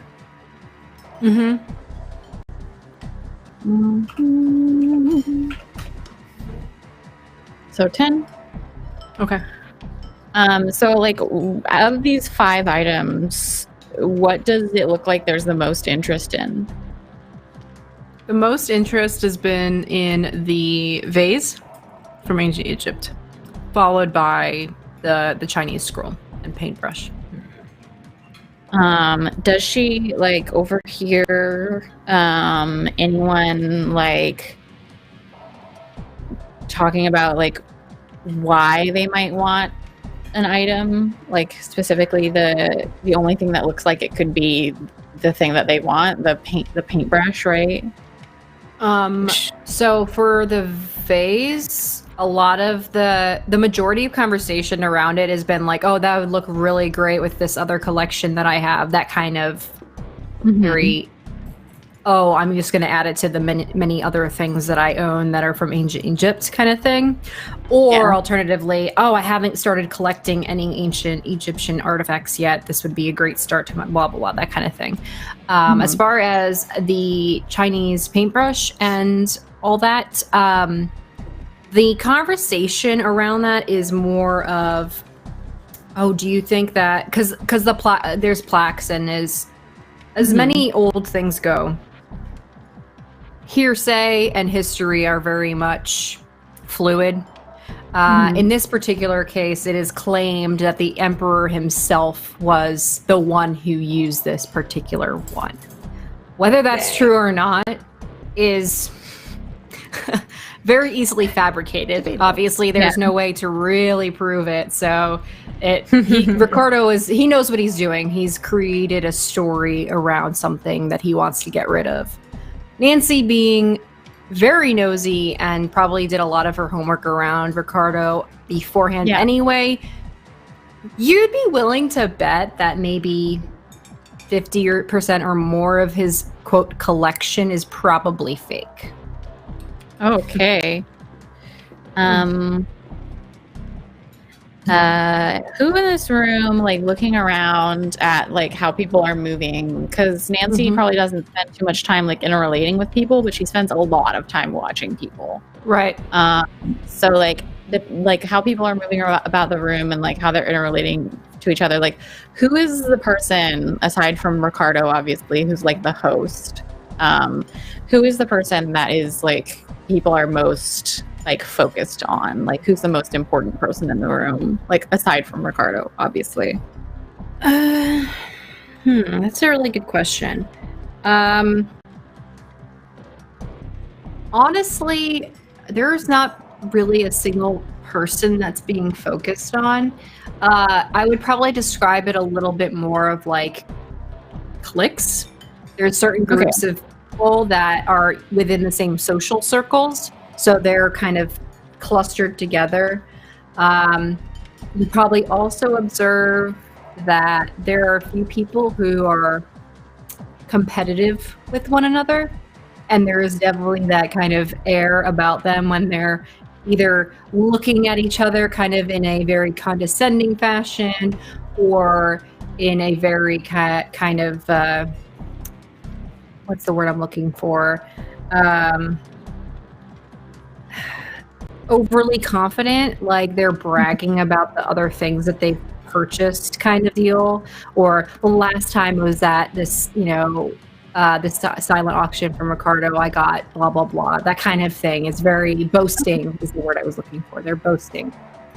Okay. And the last question, based on the research I've done and like my looking into what Ricardo has in his like inventory and like what I see here, do I think that the item we're looking for is in this room? You'd be willing to bet that it's not. Like you can't say 100% obviously. But you're very confident that it would not be in this room. So like I like turn my face like to the wall and start like scratching my like hair where Ava pinned it up, and I whisper like, "It's not here." Yeah, it's definitely not here. There are some interesting pieces though, but Gibbs, I think we're gonna have to move to Plan B. Are you able to cut the power without alerting anyone?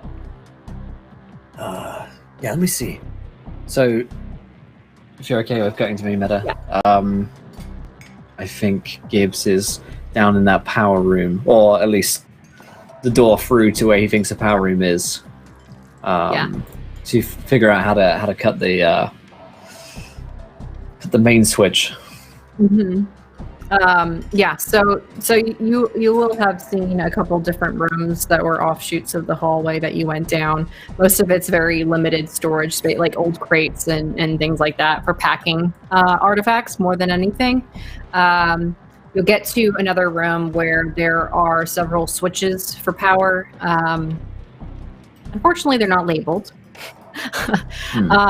So you're not yet sure. But you do have questions left, so...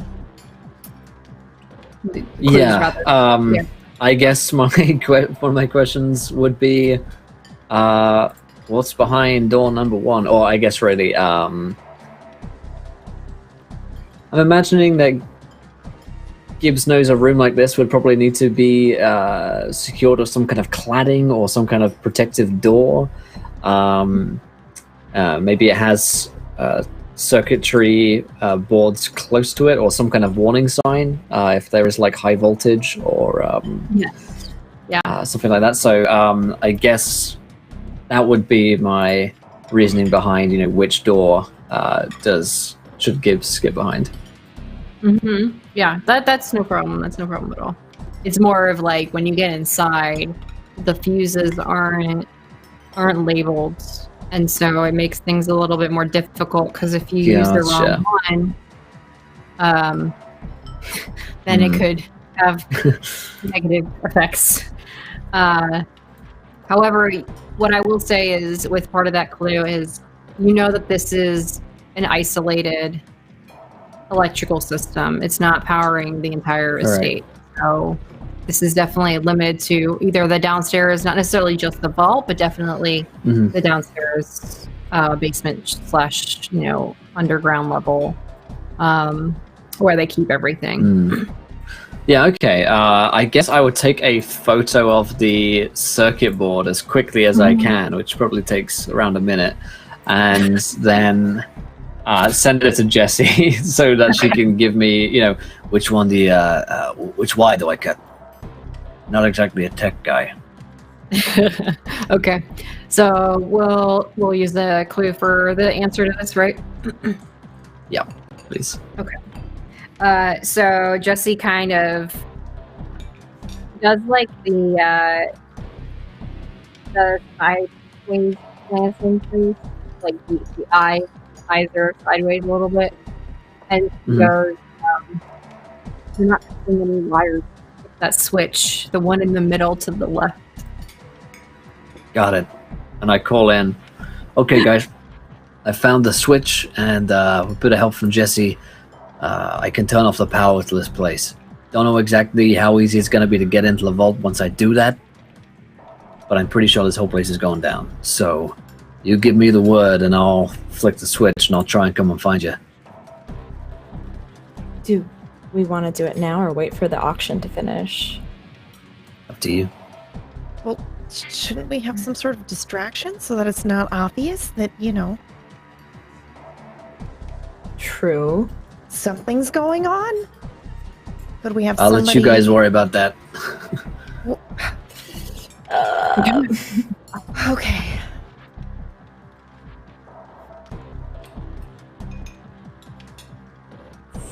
I mean, the only thing that I can think of is somebody getting super drunk and knocking something over. Or I could punch spilling... somebody. I could punch somebody. Okay, well, let's not default to that kind of violence, Nancy, for crying out loud. I'm never gonna see these fucking people again. I want to punch one of them. They look like idiots. And she's like Okay, talking please. probably like a little too loud. Oh. Okay. Well, We're in a place of class, Nancy. we're We will kind not of have you just punching people and breaking hips. What? That will draw so much attention to you. No, we're not doing that. But we could. Yeah, so I'm not have you helpful here run anyway. into Then a they toss me tray out. and- Yeah, but if they toss you out, then you can't get back in. And what if we need you? I can get back in. And not in this dress either. Ugh. What else causes power to go out? I don't know. I live in a house with 3 generators.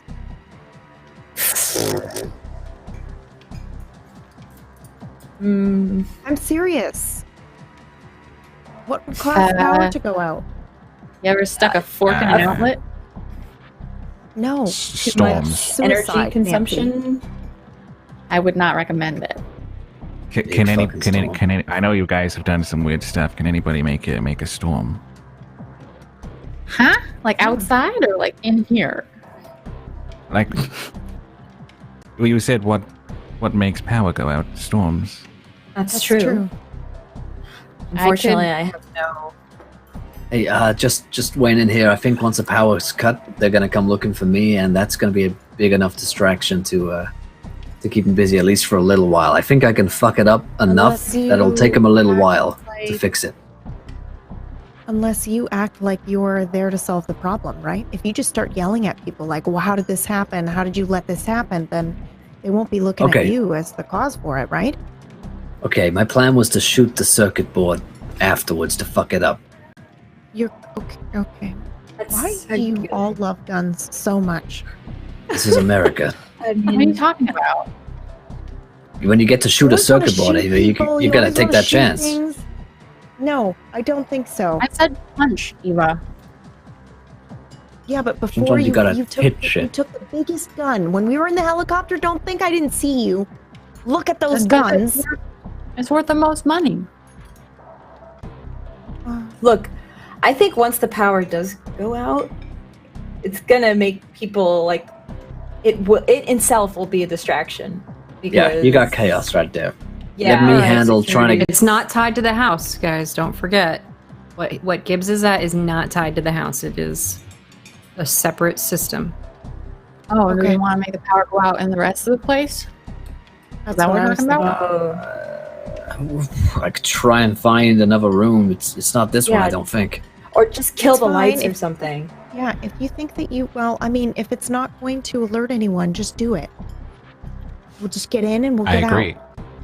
Yeah, I mean, Everything's worked out I think- so far.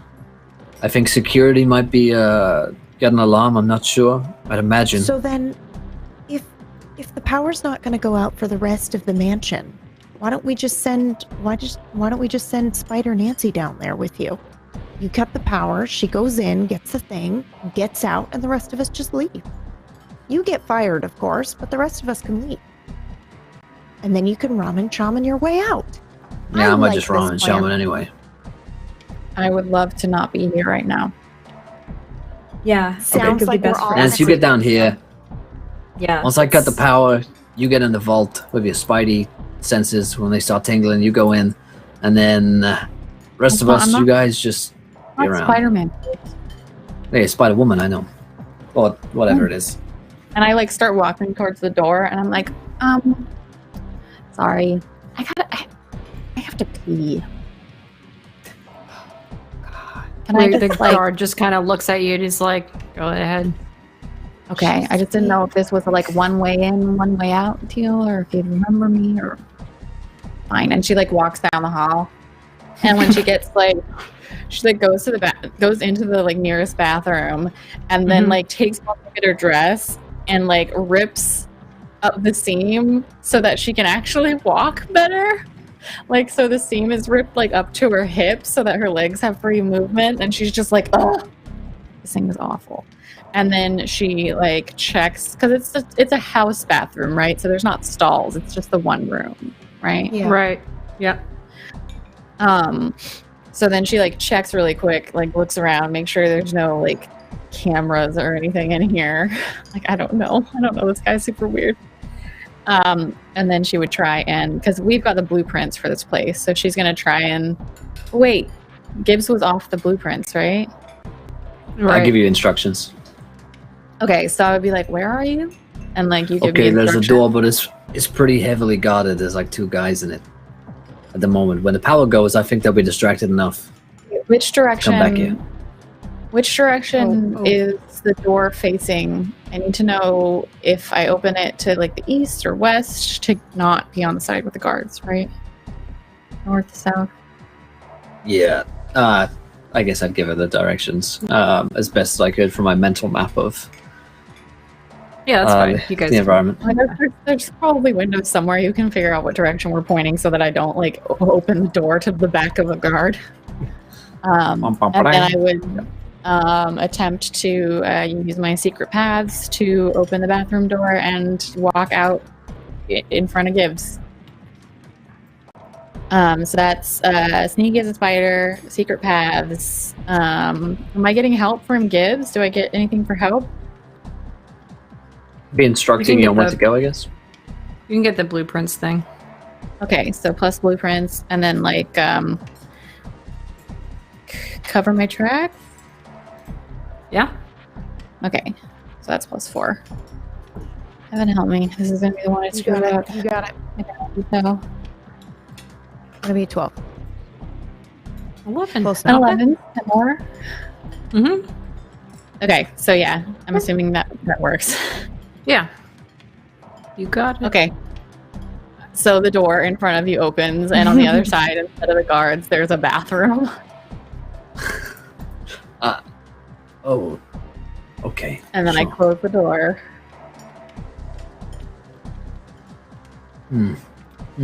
Okay. Right. So you're with me in the power room now? Uh-huh. Cool. So I show you the switch I'm going to hit, and then I open up the door and say the vault's that way. Think you can get in there okay? I mean, as long as it doesn't ask me to be Ricardo, I should be fine.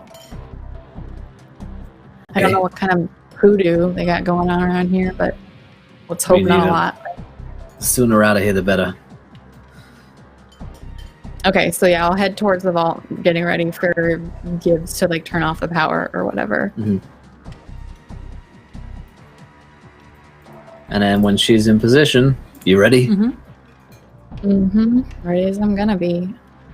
Okay, good luck, everyone. See you on the other side. Wait, which one was it again? Oh, this one. Okay. Boom.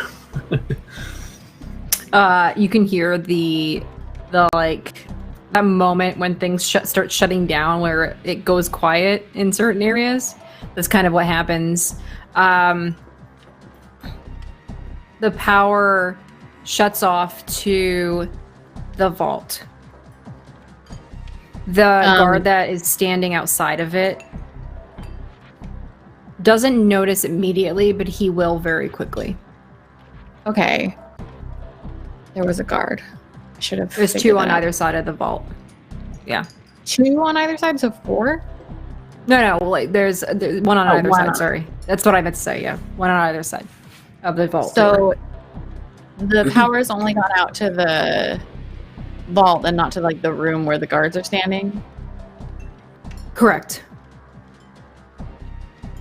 Gibbs, You guys can plan that. Yeah, go ahead. Oh, I just like because it like I don't know if like I don't know what he looked at, but is there a way to like also have the lights in the room the guards are in off so that I can like get in better? Or is that like a totally different place than the power to the vault itself? Like it seems like it's the same room, so but I don't know how. So the vault, imagine as a very, very large room that's encased in the center of the house, buried underground. There is a hallway where the guards are, that are they're standing in front of the vault entrance, in a hallway essentially, and that's where they are.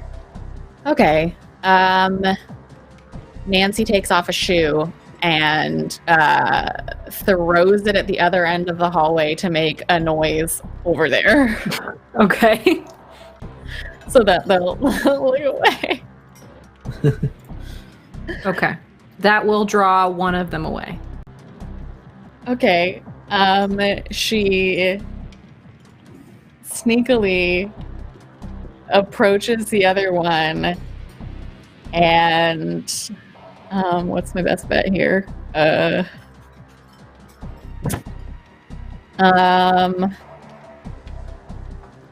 want to. Oh gosh, she just wants to not be here. She wants to be invisible. She wants to be small, and like I think this is what she's thinking. Like, she's thinking like I want to be small. I want to be a spider. I want to be invisible. I want to not be like heard or seen or like. Yeah, and I think that like could I use the power tag to try and like sneaky as a spider to try and like do the spider side of that? Like she just wants to like be like transform herself into just like something else. Just I guess I just want to like sneak past this guy, but like I can't see how to then like open the vault door without him noticing. Fictionally, Correct. like mechanically, I can just make the roll sneak around and that's fine, right? If I succeed on it and it makes sense, then it happens. But I can't think fictionally how to have a guy in front of a vault door not notice as I attempt to get into a vault. Yes. So a couple of things. Let me help kind of set this so that it's more understandable. So the vault power is off, which means the biometrics probably are not. You still have to physically open the vault door, which is not a small feat in itself, right? And then there is the guard who is now alert because the other one is missing, right? Yeah. So he has to compensate for the lack of an extra person there. So even from a mechanics perspective, you could do a sneak around and still get a success. However, it would be at a reduced, like you would have power, but then it would be reduced because the guard's on alert, etc. And it's well lit in this particular area. The vault is off, whatever. But from a fictional perspective, if you're, well, this is both mechanic and fiction. This is a good idea to talk about because if you were to try to transform physically into a spider, that either needs to exist in your current power set, which I don't think it does. So we can work on what that might look like, but I don't think that... Does Nancy have, in your mythos, would you potentially be able to do something like this with what you currently have in your power set? Her mythos, the myth definitely has like transformation into like the god is like iconically like a spider, like he just appears as so like that's in his power set. With the one power tag I have, it's literally the sneak tag. So like the thing that this tag is good at is sneaking, not necessarily transformation, right? But like one, you have maybe like spidery shadows show up, so I wonder if you could like distract him that way, like you know, as you pass by, like you cast a shadow that is a spider, and that's distracting enough for him to not notice you sneak in. I guess it would give her an advantage, it was really but it would. Cool. Right. So this is a situation that's really good to talk about. So in this particular case, if we're taking that approach, just as an example, you would change the game to create an influential force that would give you advantage on the next roll, which would be a sneak around. Okay. The environment reduces your is a modifier in a negative fashion, right? And the person being there, the guard, is also another modifier in a negative fashion. So it's a modifier battle, essentially, right? Is a modifier from your benefits versus the guard and the environment. Okay, so I think if that makes sense. Yeah, that makes sense in terms of fictionally that we'll do a change the game first to give like extra tags and then the sneak around. Correct. And I think what the change the game is that she studied like this house and she did the whole planning ahead, and like what she was thinking of, like in terms of like, we didn't obviously make a roll ahead of time, but what I was thinking of was like she was a spider building her web, and this is the moment where she like draws all the strings in. But like what it is basically is she like looks around at the hallway and she's like, okay, this guy's here, here's the door, like this is where I came from, like this is all the information. And then she takes that surveillance basically, and she's like, as she's really quickly going through all of this and like moving her hands like really strangely, she's building a like it's kind of like fog or like cloudy like web that it's making things harder to see, but it's very much an illusion in terms of like she's trying to like cloud their vision and make it hard to see, like maybe make it darker, or just like just the change of the game tag would be like hard to detect or like distracted or something like that. But it's basically like when you have cataracts on your eyes so you can't see as well, like she's trying to do that but external. Okay.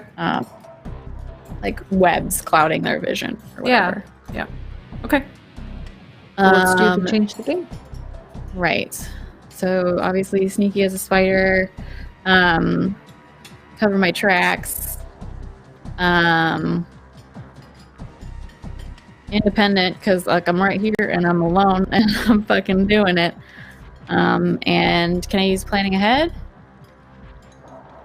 Yeah, that's fine. Okay, so that's +4, and are there any negatives on the change of the game? Yeah, alert. Okay, so +3. Yep.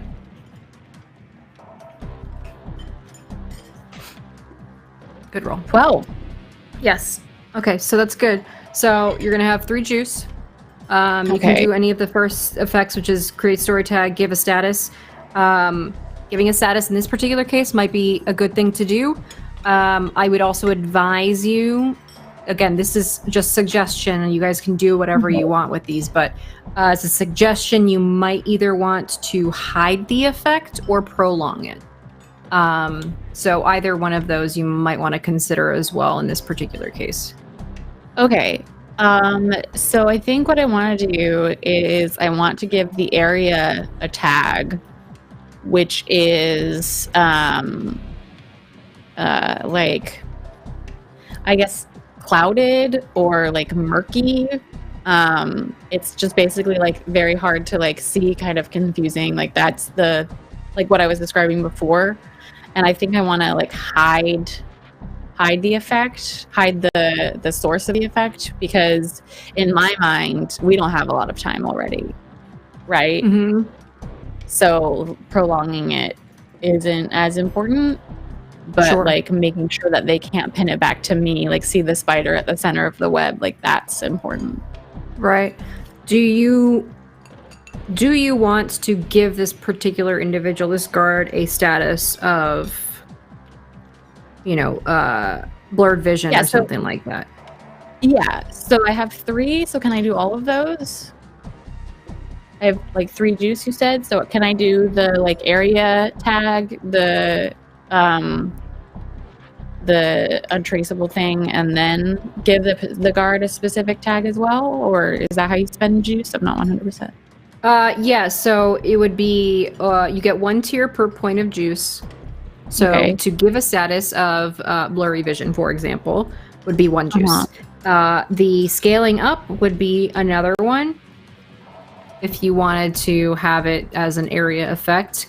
Obviously, it's Okay. limited. It's not gonna go very far, but it's enough No, that in this it's vault solid. area, essentially. Okay. And then prolonging it would be the 3rd juice. So yeah. Oh, I wanted to hide Oh, the hide it. source. Sorry, hide it. Not Okay, prolong. so yeah, I'll do the like blurred vision, extend it to like this immediate area, and then hide the source of it. Yep. So that's basically blurred vision 2. No, just blurry vision 1. You can only apply Blurred 1 vision status 1, but with 1 But juice. it's Yeah. on more than 1. Okay. Okay. Yep. So Mhm. that's that, and hopefully that'll help counteract the alert. Yes. And like, once she kind of like feels that her web has been spun, I think Mhm. she like slips off the other shoe and like very quietly approaches the vault. Okay. And she's looking at the guard and trying to like stay on the wall. She knows that the web, the darkness, the like blurry vision is an illusion, but she can't necessarily see how it's affecting him. So she's like, okay. This isn't like when she the game before, or Yeah. not she helped stop holding back before, where she was very confident and like knew that it was working with the interview. This is more like, I hope that this is doing what I want it to. Okay, yeah, go ahead and sneak around. Okay, so that is sneaky as a spider, cover my tracks, independent, and the blurred vision cancels out the alert, right? Correct. So it's still just Yes. 3. Yep. dear Lord. Fuck! Oh, goodbye. Oh no. God damn it. Damn it. Yikes. Okay. I would say that narratively speaking, Can I add a play ahead? Sorry. so narratively speaking, he has blurry vision, so he can't see well. He's all like, Gary, is that you? Dude, like, I don't know what's going on. Maybe I'm just really tired. Can you get me a coffee? And he's like looking around, but because of the effect that you've created for him, he's like rubbing his eyes because it feels, like when you first wake up and you kind of have like that blurriness initially. That's what he's experiencing right now, I would say, like from a perspective of how a human would, create the reasoning in his mind of why, right? Like maybe he's just really tired. He's stayed up all night before, blah, whatever. He's creating his own reasoning as to why he feels that way. So he's alerted to your presence. I would say without intervention or help from somebody else, you will not be able to get into the vault without those other 2 realizing that there's a 3rd person here. Okay. Could I try to convince him to get his own fucking coffee and leave? So there's only 2 people. Does Gibbs hear any of this on like her mic? I mean, my mic's open, probably. You Like, probably hear the other guy. Open mic, yeah. lol. Yeah. Okay. I guess hearing this, Gibbs would. I mean, how sophisticated is our call technology? Can I radio into those two specifically? Probably not, right? It's like open channel comms for us as well. Yeah. You'd have to like instruct them to go to a private channel. You could, I mean, it's up to you guys how you want to create this distraction. At this point in time, I think that the silent auction's probably slowly starting to wrap up. There's still people lingering. The other public auction is still in full swing because there's a lot of things happening over there and people are being loud and trying to outbid each other and all sorts of stuff. So Gibbs, it's up to you. I'll give you an opportunity to react in this particular case before we try this other thing. Yeah, I guess he would say, "Everything okay over there?" To Nancy? No, I'd say it on the open comms line in the hopes that the guy who is in that situation would reply. But it is a bit of a gamble. Yeah. You would have to be more specific and direct about it. I know which... Because, yeah. Yeah, do I know which, like, I don't know, like, division or area code they're in right now in terms of, like, the security, like, you know, some kind of, you know, the vault might have, like, a code word or something. Yeah, make up Stinky a code word. Stinky ham. Everything okay in the pineapple? Pineapple, there we go. That's it. That's the one.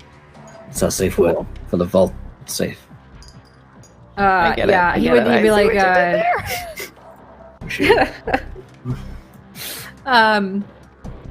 he'd be like, yes, sir, no problems, Keep it down in there.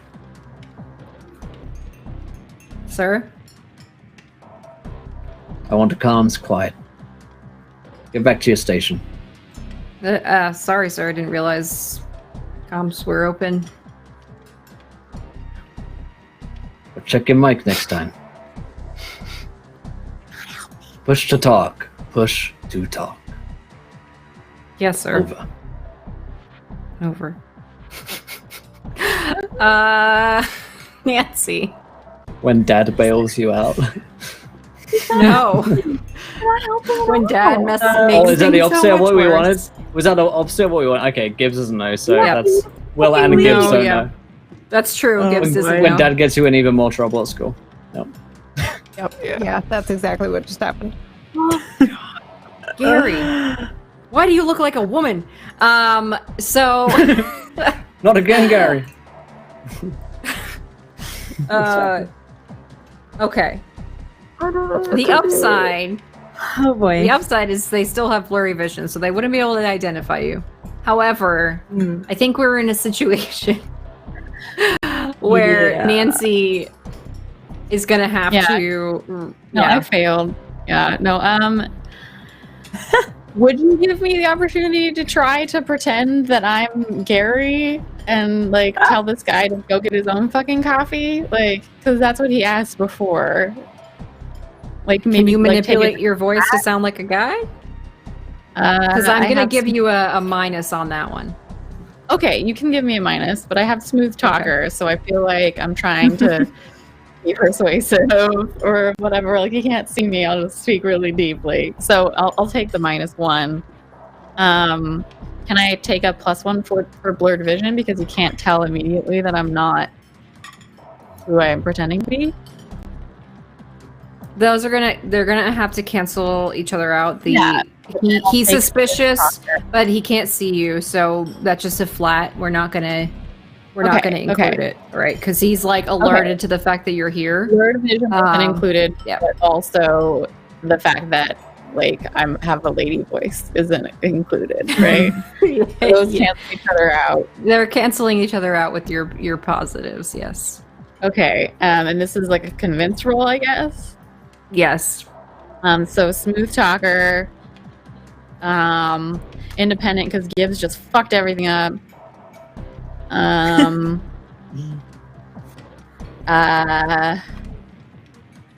God. Can I use know who to talk to, because I've definitely talked to like security guys before, and I know they're like lingo enough to like maybe make it work.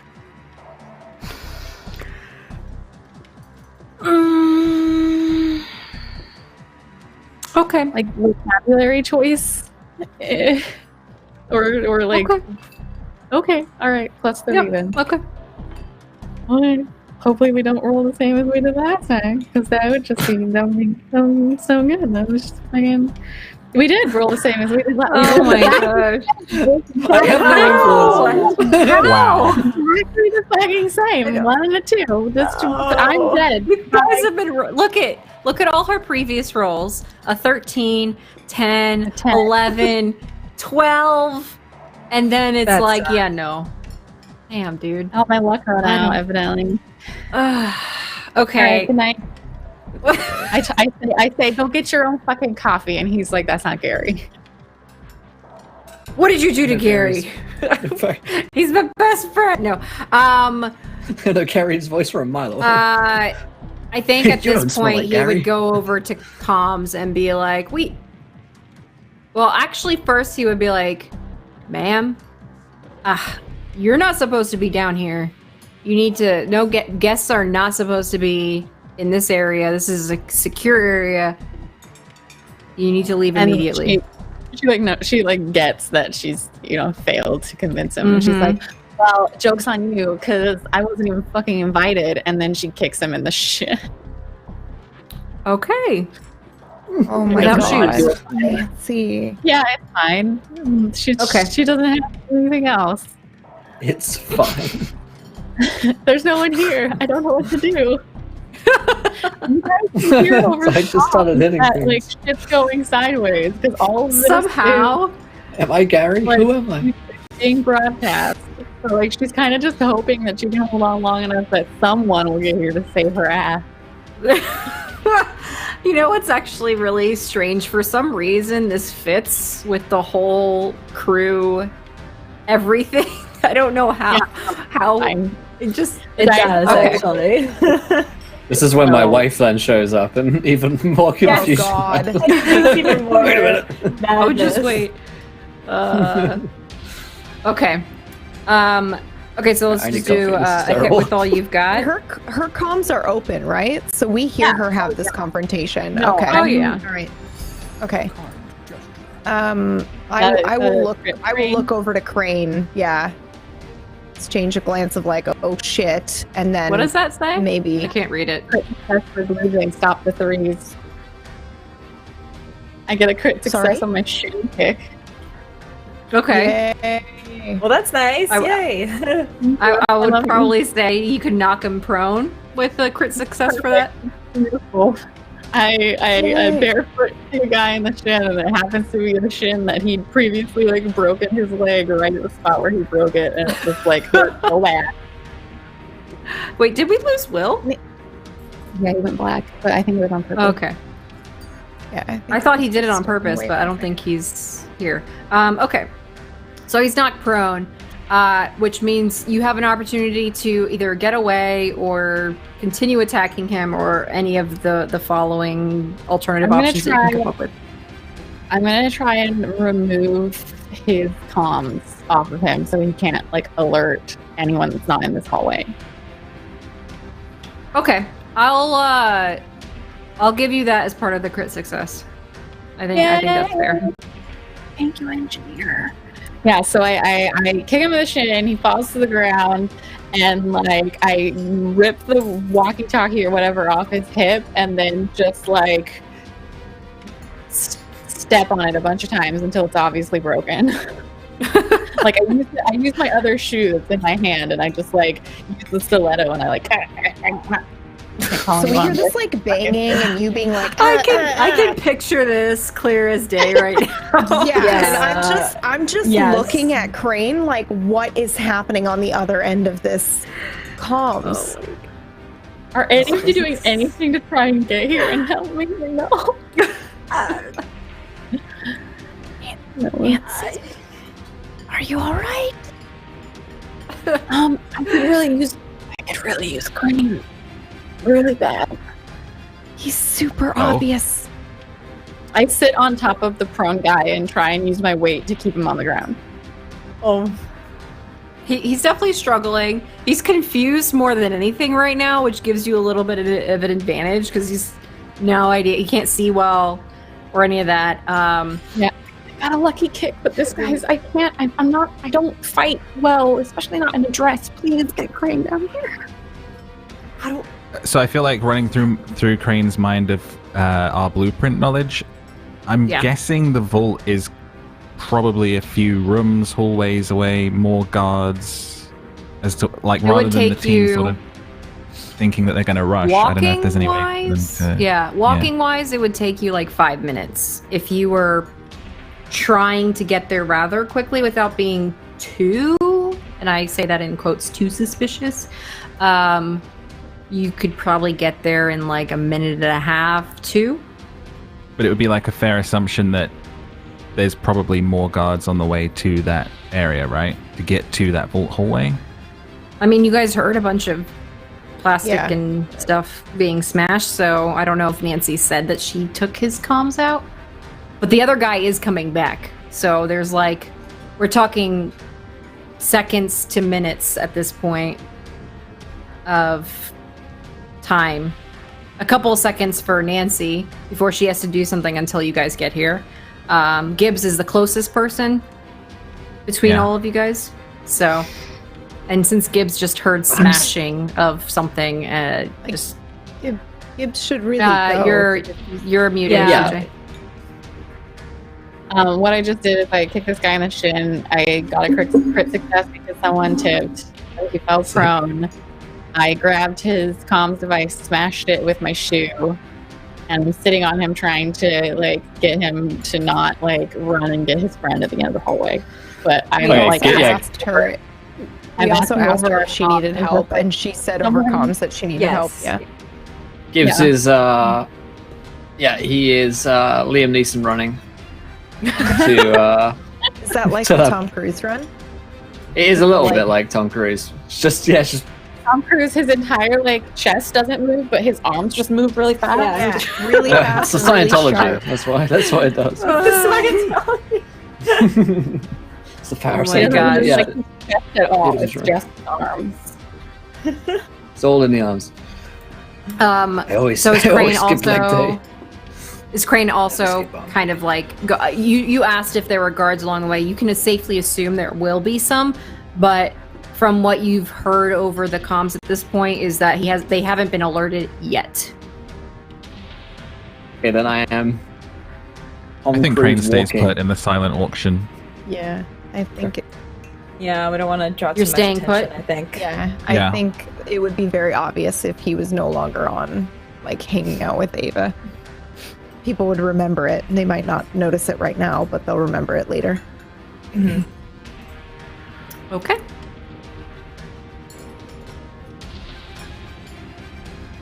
Gibbs arriving on the scene with Nancy. Since you were closest, you know you have a matter of maybe 20 seconds, 30 seconds at most before the other guy comes back down. Are you muted, Blue Jay?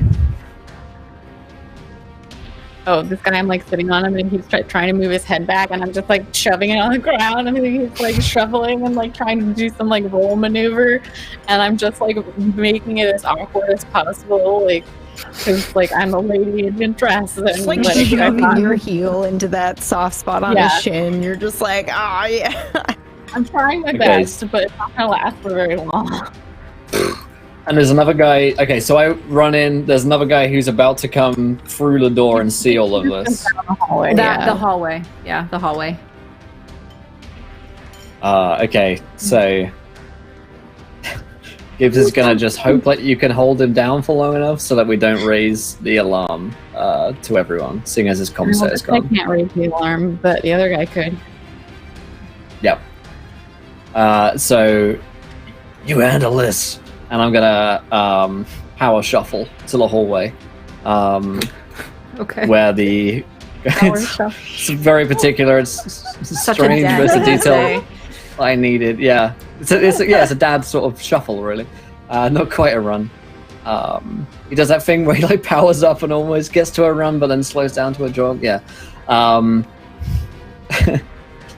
I don't know why I needed that detail, but I did. I turn the corner and I'm going to see the guard, and I'm going to say, "Back to your post. What's going on?"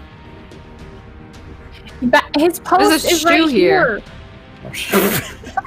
Yeah, it's What do I fine. know? I have no idea what their posts He are. keeps trying to. His post is where I am. Fucking idiot. Go and check in that room right there. I think something's going on. I'm pretty sure Gary's down. Yeah, no. This is so Whatever you do, stay away. accurate. It's so accurate. I can't. Stay away from your post. Oh my god. Okay, it's been a very long week. I'm on 3 hours of sleep. Okay. It was so appropriate for Gibbs. I can't. Oh my god. Oh my god. I'm dying. I'm gonna Why die. am I such a fucking idiot? Okay, I get to it. I don't even know what I say. I get to him and I'm blocking the doorway so he can't get in. Or blocking Somebody threw vision. a shoe down the hallway. Someone, that was me. You wear heels, size 6. I give him a long look. So small feet. I'm gonna need you to. I don't know. Keep I this just between- that was the first number that came to mind. That's like gonna. practically- I'm gonna need to keep this between you and me. But yeah. Sure. Sometimes I wear heels while on the job. It's just a thrill. You're not. This is. I'm crying, laughing. I just It's just a thrill of it, you know. Can we keep this between us? Sir, that's Can you roll a convince? Because I don't know if he has believes blurred you. vision, so he can't see whether Gibbs has heels on right now or not. That's true. Nothing.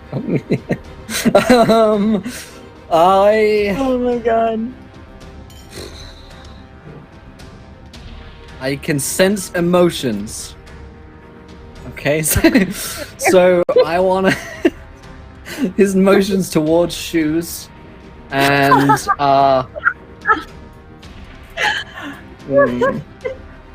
he wants to keep his job, and I'm someone that could make him lose his job. True. I have a history of law enforcement, and I know that this is a common thing. This happens a lot. Oh my god. And I'll give you inside job. inside job, yes. An extra. Okay, I think that's the best I'm gonna get. Yeah, Gibbs definitely says it's a sex thing. Don't question it. It's fine. How does that give you anything? Yes, Okay. 9. They're gonna give in a little bit. They're still not entirely convinced, but they will happily say, I mean, what you do on your own time is not my business. Here's your shoe Amen. back. Yes.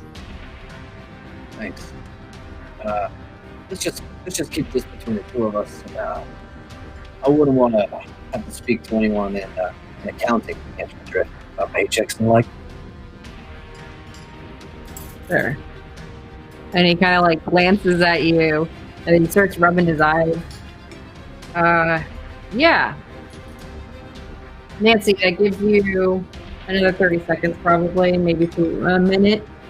to do whatever you need to with this other guard that you've got. Oh god, what else can I do? It's not just like, because I already tried to sneak and I failed, and I tried to convince and I failed. What else can I try and do to this guy? Warhammer 40k. Violence solves everything. It's fine.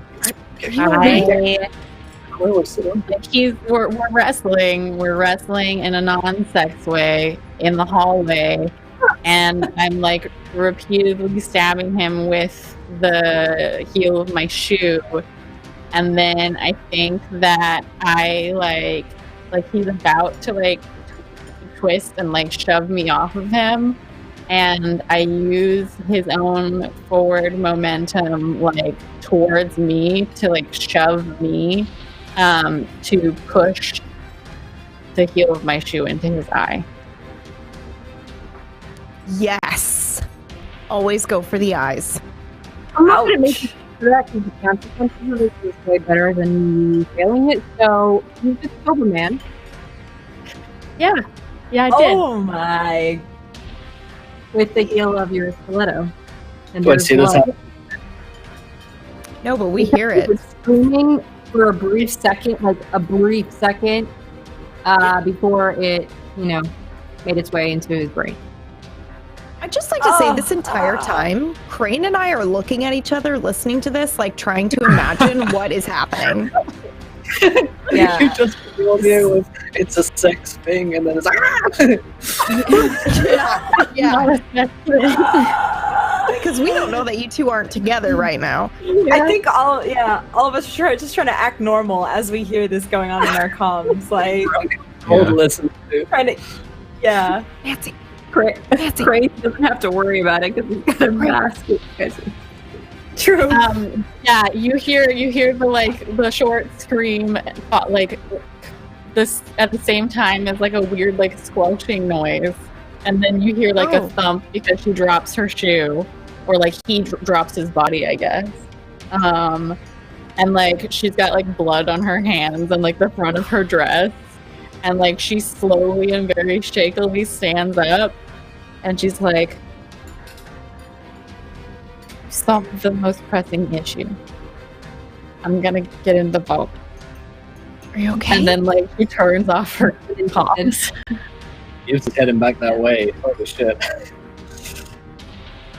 Nancy, hello? And then she turns to the vault door and sees if she still has time to try and open it. Okay. Gibbs, you still have this dude that you just told to go back to his post. So, no? Mm. Yes, no? Yeah. Oh wait. Well, I guess I told him to go back to his post. Actually, you know what? As there's like little they're coming through my mic. You know what? Do me a favor. Can you check out that bronze unit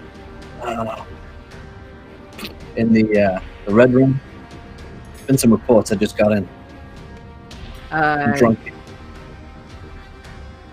Oh, come. Oh, sure. Yeah. Okay. Appreciate it. Once he leaves the vicinity, his blurred vision will go away. So Yeah, this is yeah. So Maybe he's there's gone. something down there. All right. The dude is gone. You guys just heard the most horrible things over comms. Gibbs, you're on your way back to where Nancy was, right? Yeah, it's I think right here. Nancy is down in the hallway just looking at the vault and at her hands that are covered in blood, and then looking back at the vault and being like just standing there. Yeah, Gibbs walks in immediately, I guess, sees the dead man with a shoe for his eye. Yep. Oh, fucking shit. He's dead. He's down. Wait, what? Dead? Kid. Who? And I I'm go gonna up stand towards up. her. I'm gonna stand up and walk out of the silent auction Okay. and look at Crane as if obviously you should join me. Yeah, he would definitely follow with you. Where are you guys going? Should I stay here? Just wait 5 minutes and then follow. Or something. Just don't make it too obvious. Okay. So I'm going to like sling myself on Crane and just be like giggling and laughing as we walk down this hallway. And I also studied the blueprint, so I actually know very well which way to go. So I'm gonna kind of like guide us around and try to get there as soon as we can without raising suspicion. Okay. I look at Gibbs, who is here now, and I look at my hands and I say, I can't touch the wall. I'll get blood all over it. Oh. And she's just like, obviously there are a lot of solutions to this problem. Like she can wipe her hands off on the part of her, like on the back of her dress or like something, but she just can't think past the fact that she has blood all over her hands.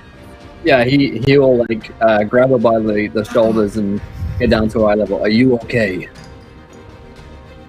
And you can see that her hands are like shaking, but she also is nodding at you. Okay.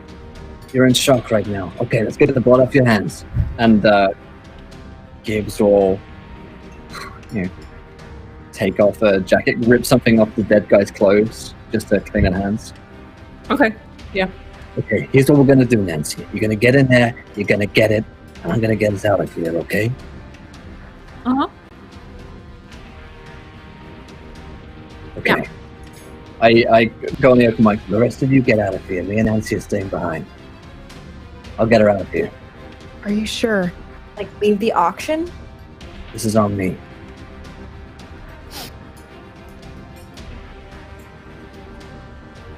I'm gonna look at Crane as if asking, what would you like to do?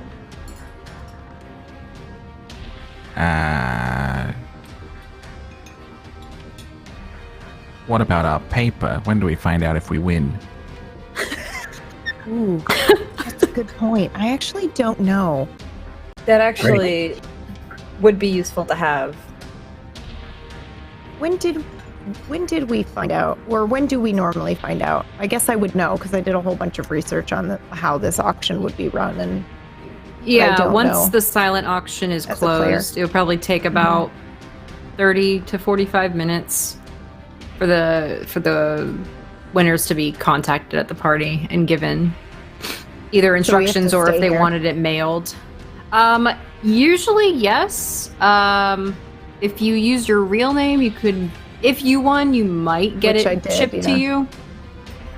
So it's a toss-up whether you want to risk leaving or not. How about this? I will actually just go up and speak to someone, and I will just say, I put a bid on an item. I trust that you'll let me know how that turns out. Does Ricardo have a way to contact you? I mean, I hope so, but if not, here's my card. She'll reach into her dress. Did you use and the same pull out another name card. on the paper Yeah, as well? I can't. Okay. Yeah, I can't go undercover. Yeah. Yeah. Yeah. Okay. So. Okay. Thank you very much. It was a wonderful time, but we have prior arrangements. I'll pat Crane's very muscular arm. Have a great day. And I'll walk out, giggling and being silly. I'll probably give it another 10 minutes, and then I will exit out as well. Boy, a heck of a lot can happen in 10 minutes. We'll pause there in a second. Sure. So, Crane, Ava, you guys are kind of walking out of the auction. The public one is still going. You're walking by a lot of the art rooms and all that, as you had previously gone by before. Crane, since you're probably a little bit more focused on the protective detail side of things, you will notice that when you walk by the room where the statues were, our favorite bronze statue is not inside. Oh, God.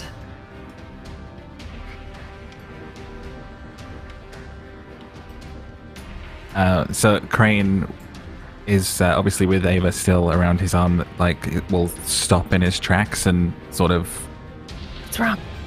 nudge her Why are you and stopping? What's up? What? see Why are you nudging? something's missing that way. What? He nods his head. What? I turn around and I look. I don't know what you're talking about. What's missing?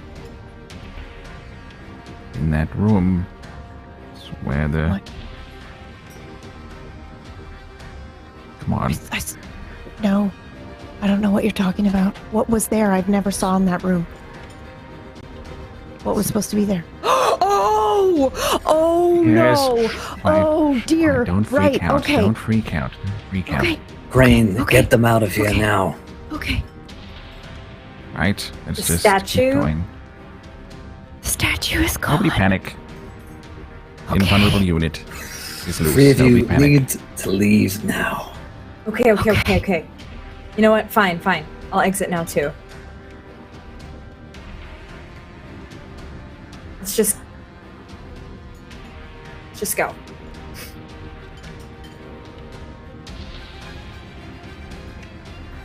I'm gonna walk out, but also very uncomfortably, like looking around behind me, trying to make sure that, nothing is gonna surprise me. But we're close to the exit now, I would imagine, so we're just gonna bail.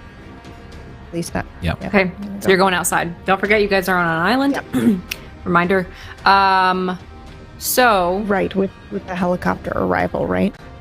yeah, Great. I'm gonna assume that you would have, called out for it anyway once you guys were on your way out. So, okay. Nancy and Gibbs. What's happening now? Okay. So Gibbs cleans my hands with some clothes from this guy that I killed. It's fine. It's not a big deal. And then probably she's still staring at the vault, and she repeats to herself what he said, get in the vault. And the thing. Do we know? Okay, get the thing we need. And then we leave. Get in the vault. And she crouches down to look at the controls to get into the vault. What's here? What's the controls? What am I looking at? It's a keypad, but the power is still out. So at this point, brute force trying to open it, physically, getting the door to move. You have to disengage the lock with the turn. But other than that, technically, Can you get through? I mean, it's a door, right? Are there any other doors in the hallway? No.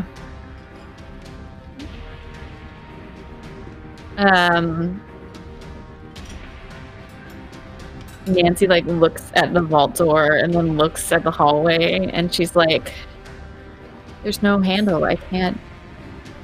And she's just she's a child. Okay. Yeah, Gibbs recognizes someone in shock right now. So, does Gibbs think he could shoot open the door, or at least weaken the door? Mm-mm. Too big.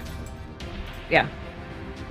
How does it usually get opened? Does it auto open? Does it have a mechanism inside it? Okay. So Once the biometrics is done, it would automatically open normally. Disabling the biometrics bypasses the security measures, but you guys need to still find a way to force open the door. do you have a crowbar? Or a lever? Okay, here's what I'm gonna do. You know how usually I have to know where I have to be going to get to a place? Let's see what it looks like if I don't know what's inside.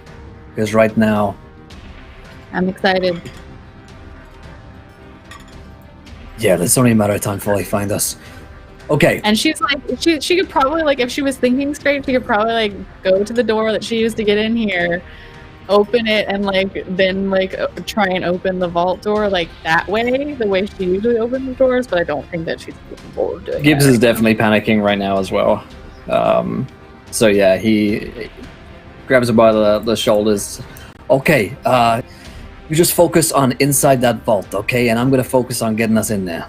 Just think about what it might look like or something, I don't know. Okay. You do that?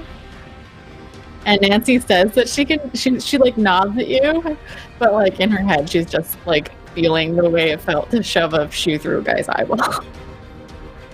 She's not visualizing inside the ball. She's not helping. I'm sorry. It's okay, yeah. Okay. Deep breaths. I'm gonna give this a go. And Gibbs is gonna try and yeah, he's gonna go with her for this one. And try and get into that vault. Okay.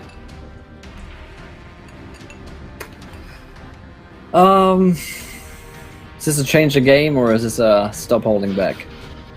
The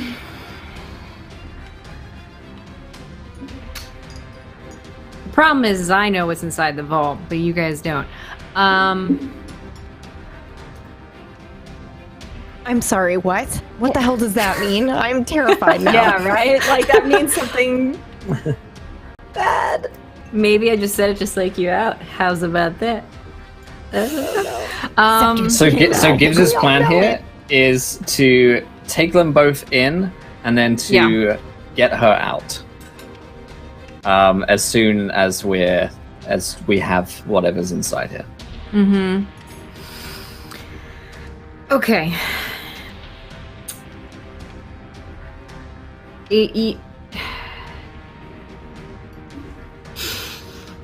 Oh, this is really difficult situation for me right now. Hold on.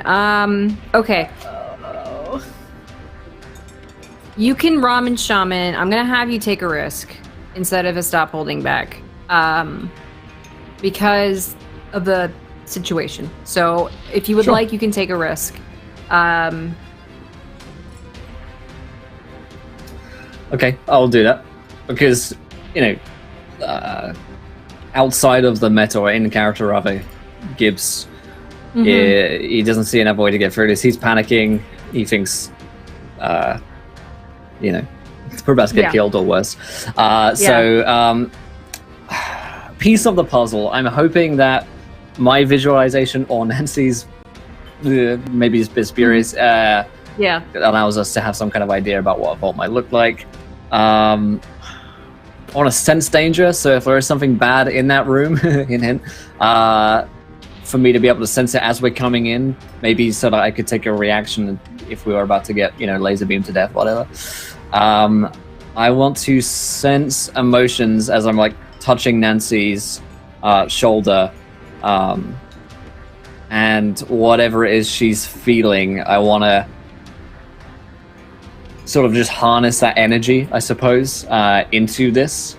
Her really heightened emotions right now, hopefully to help fuel his spell, quote unquote. Then I have a protective shield, which I'm going to place around Nancy as we come in this room. So I think I that would is like to do something. Please. Assuming that we are somewhere. Where are we? Am I in a... Okay, cool, great. On the lawn, I guess, waiting for the helicopter. Great. Yeah. Perfect. So I would like to close my eyes, and I'm going to use my Heart's Desire ability to imbue...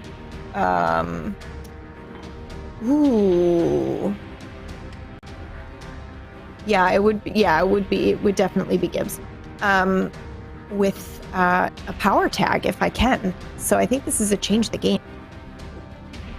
Depends on what you're doing. What's your goal? So my goal is to give him a power tag. I want to give him kind of like what I did with Crane in a previous episode where I made him feel inspired. That's what I want to do. That's what I want to do with Gibbs. Oh, okay. A story tag. Gotcha. Yeah. Mm-hmm. Okay. So what'll kind of happen when Ava does this, I guess I'll roll first, actually. See how strong it is, if at all. Okay, so I will do I have a question for you, real quick. yes. Mm-hmm.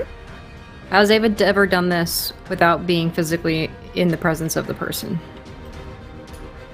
No, because the first time was with Crane.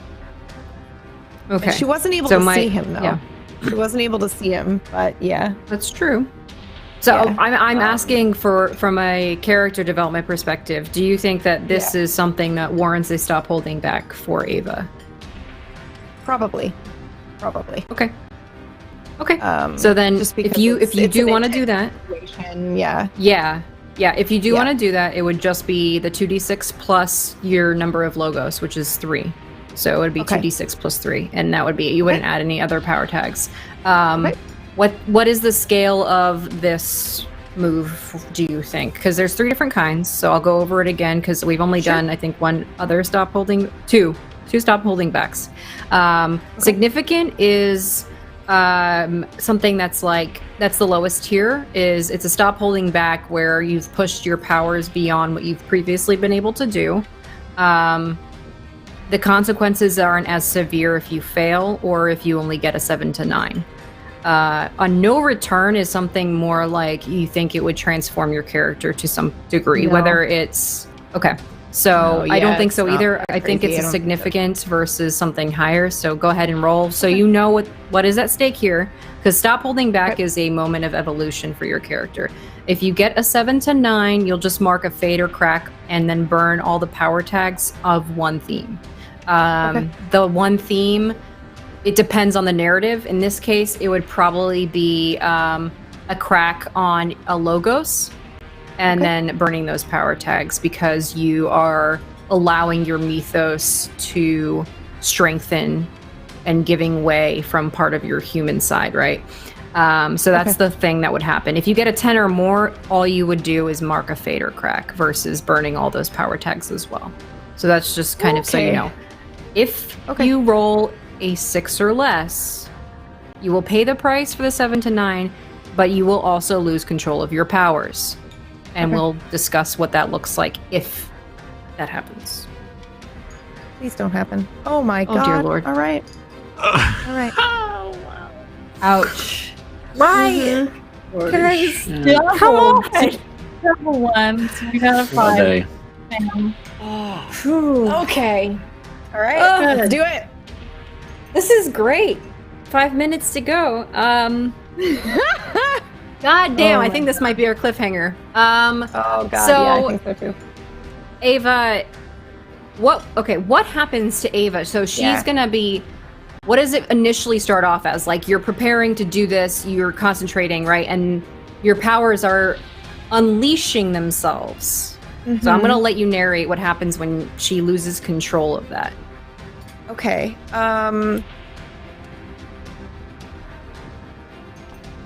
Okay, so when Ava tries this, her eyes are gonna go white, kind of traditionally, like normally. So what I'm thinking is, I'm trying to, as you guys know, it happens in whispers that sound like her own voice. But lately, she's been able to manipulate it so that it sounds like their own voice, whoever she's targeting, and it kind of like inspires them. So she is concentrating really hard on Gibbs and trying to use his voice to inspire him, and her eyes go white and like her head falls back a little bit, but then something goes wrong. Whereas normally she would speak and it would sound like Gibbs's voice. If Gibbs is okay with this, I would like to body swap. Like, I'm trying to be like inspire you, but accidentally I switch us. Are you okay with that? Oh yeah, Will definitely is. I don't think Gibbs has a say in it. Well, that's what I mean. Are you okay with that? Oh yeah, definitely. Yeah, 'Cause I don't absolutely. want to railroad you. That'd be hilarious. Okay. Yeah. Yeah. So yeah. Then that's what'll happen. I will wake up and I will be in Gibbs's body in an absolute whatever is going to happen, and Gibbs will suddenly be in Ava's body. Okay. I think that's actually a great place to leave off. I do have plans for Gibbs' ex-wife showing up, guys. Just don't worry. It's going to happen. It's just the situation. Gibbs has been in the basement this whole time, so I can't just like, you know. So it will happen. Don't worry. I hope you guys come back next week to find out what happens with that. So I think that's a great cliffhanger. Ava just lost control of her powers. There is a body swap situation. I don't think that they have yet realized it. I almost like to imagine, because of what Gibbs is, there's like an out-of-body experience as the swap is happening, and he realizes something isn't right, but you don't know yet what it is. And I think that's a great way to end the episode. Well awesome. done. Wow. Holy moly. Today was stressful. I love how you were like, it's more interesting if you just kill the guy. So there you go. Have fun. Shoot Well, through this the episode head. is full of drama. Rip fucking Gary or whoever that was. Jesus. I know. Yeah, we're scary. Gary's friend.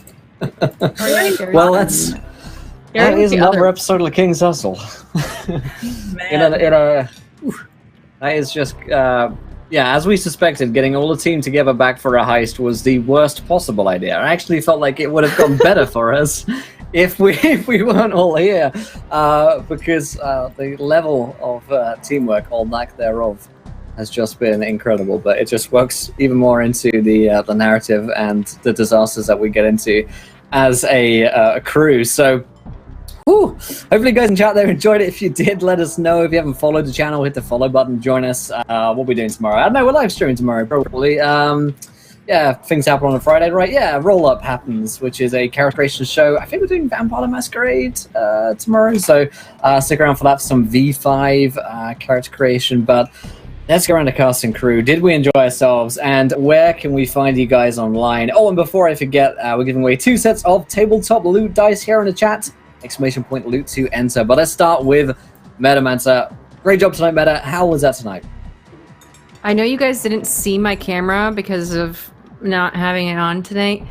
I was face palming and like rubbing the temples of my head, not from my migraine, but from the shit that's happened in this episode. Like, You didn't have a migraine before. You definitely did now. Yeah. I thought it was great.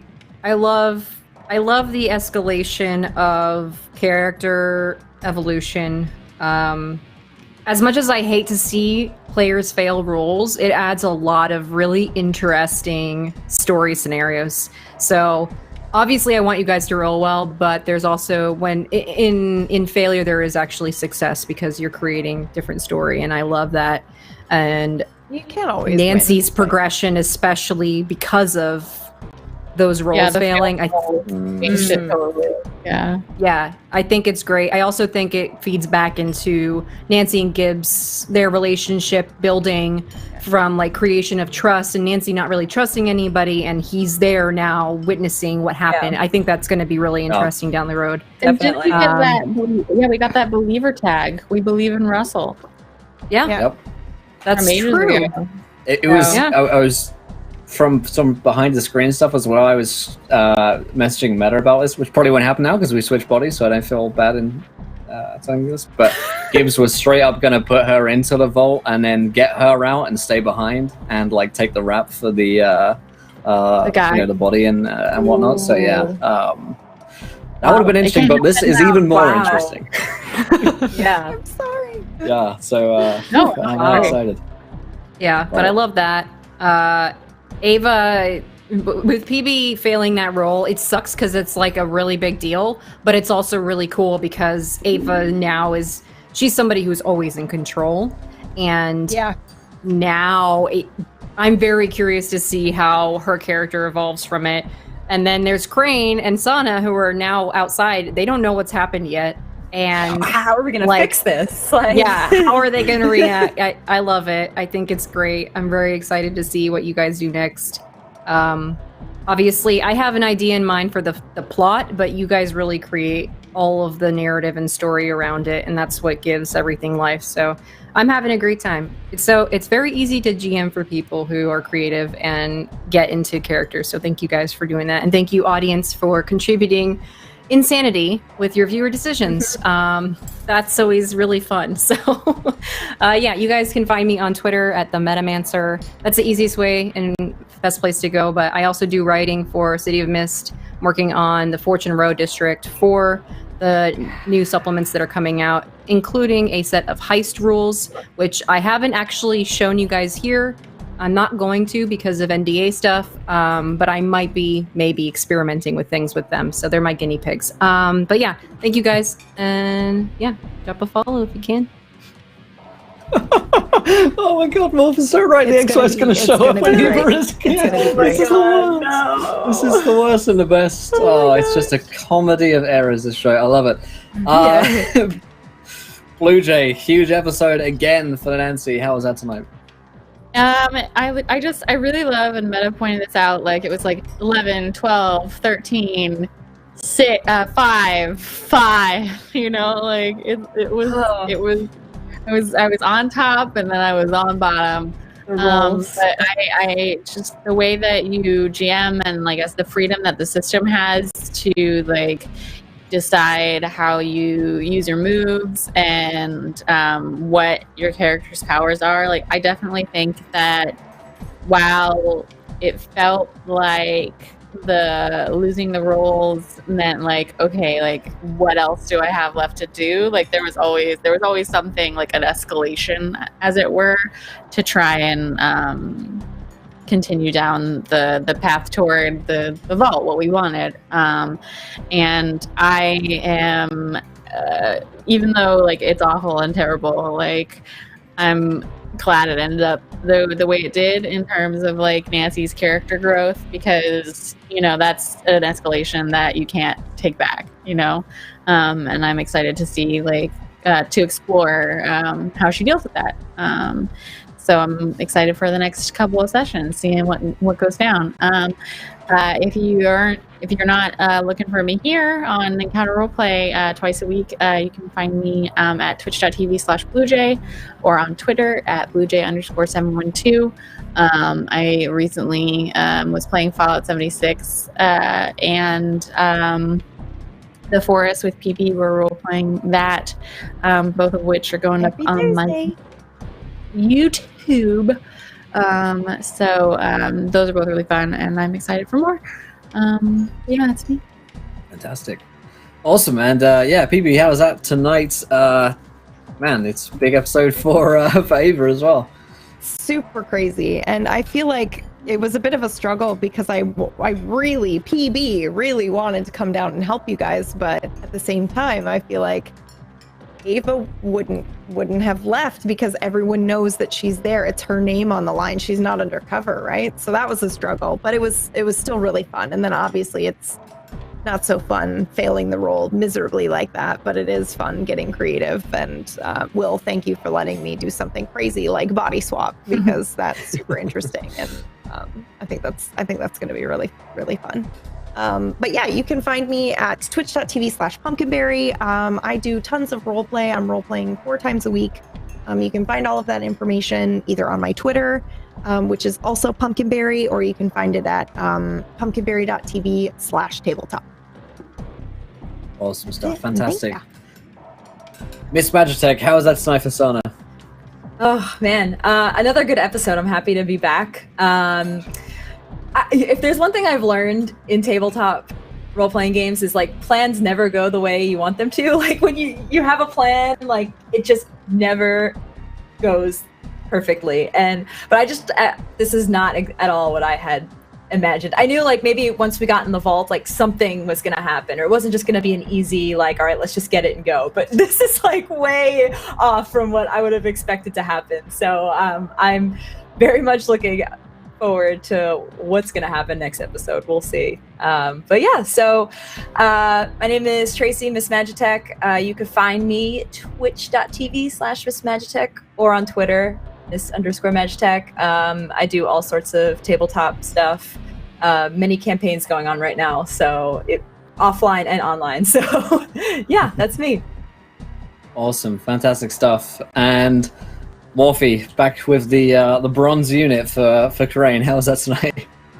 What's another Yeah, leg? really, really cool episode to see. Like, it was a, it was a really, really quiet episode for Crane because it was more like the investigative side of stuff kind of today, but it was thrilling to sit back and see the team kind of getting into these situations where before Crane's bailed them out, like behind Crane, I'm just like, I want to see like what happens when that stuff goes down, and that has just like opened up the door to all of this stuff. The next episode's like the last 15 minutes. This might be the most like cliffhanger of cliffhangers where I actually cannot wait for next week to see what happens, because it was just that last 20 minutes was absolutely insane. Stuff just exploded. So I cannot wait. I cannot wait for next week.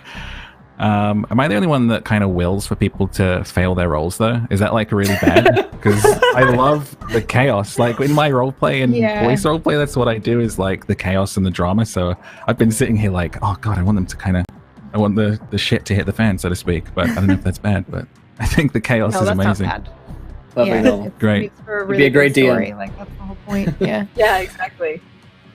Excellent. I'm Morph. You can find me at twitch.tv/madmorph. We're live 6 days a week, variety and roleplay and stuff. And I'm really, really looking forward to taking part in the RPG sports event that starts on Saturday. Well, our match is on the 17th, but I'm definitely going to be here checking it out this Saturday. So you guys should be there too. Definitely, yeah. That's my one plug for tonight as well. Before we call this winners, is Saturday noon Pacific time, 3 o'clock Eastern. The world's biggest competitive D&D event, RPG Sports, takes place, hosted by Encounter Roleplay on twitch.tv/RPG Sports. There is no less than $5,000 on the line. 4 teams of 4 players go head-to-head in series of bouts, and they all compete to win the prize. Oh, and sneak preview, but there's the world's shittiest trophy as well, which I'm super excited about. And a bunch of swag from D&D Beyond, Idle Champions of the Realms, and our friends over at Corsair who are sponsoring, supporting the show. So join us for that. Morphe's on the 17th, but we've got 2 great teams up on the 10th. So that's the thing that I've been working on the past few months. And I'm excited to share with you guys here on Saturday. But let's pull these 2 winners for the dice giveaway. The first of which is 2 Meta, the second of which is Berab Nog. Congratulations, my friends. I'll be in touch shortly to get you your dice. But we're back tomorrow for some Vampire the Masquerade character creation. And until next time, my friends, try not to draw too many net ones. We want to be here laughing when you do. Good night, everybody. Bye!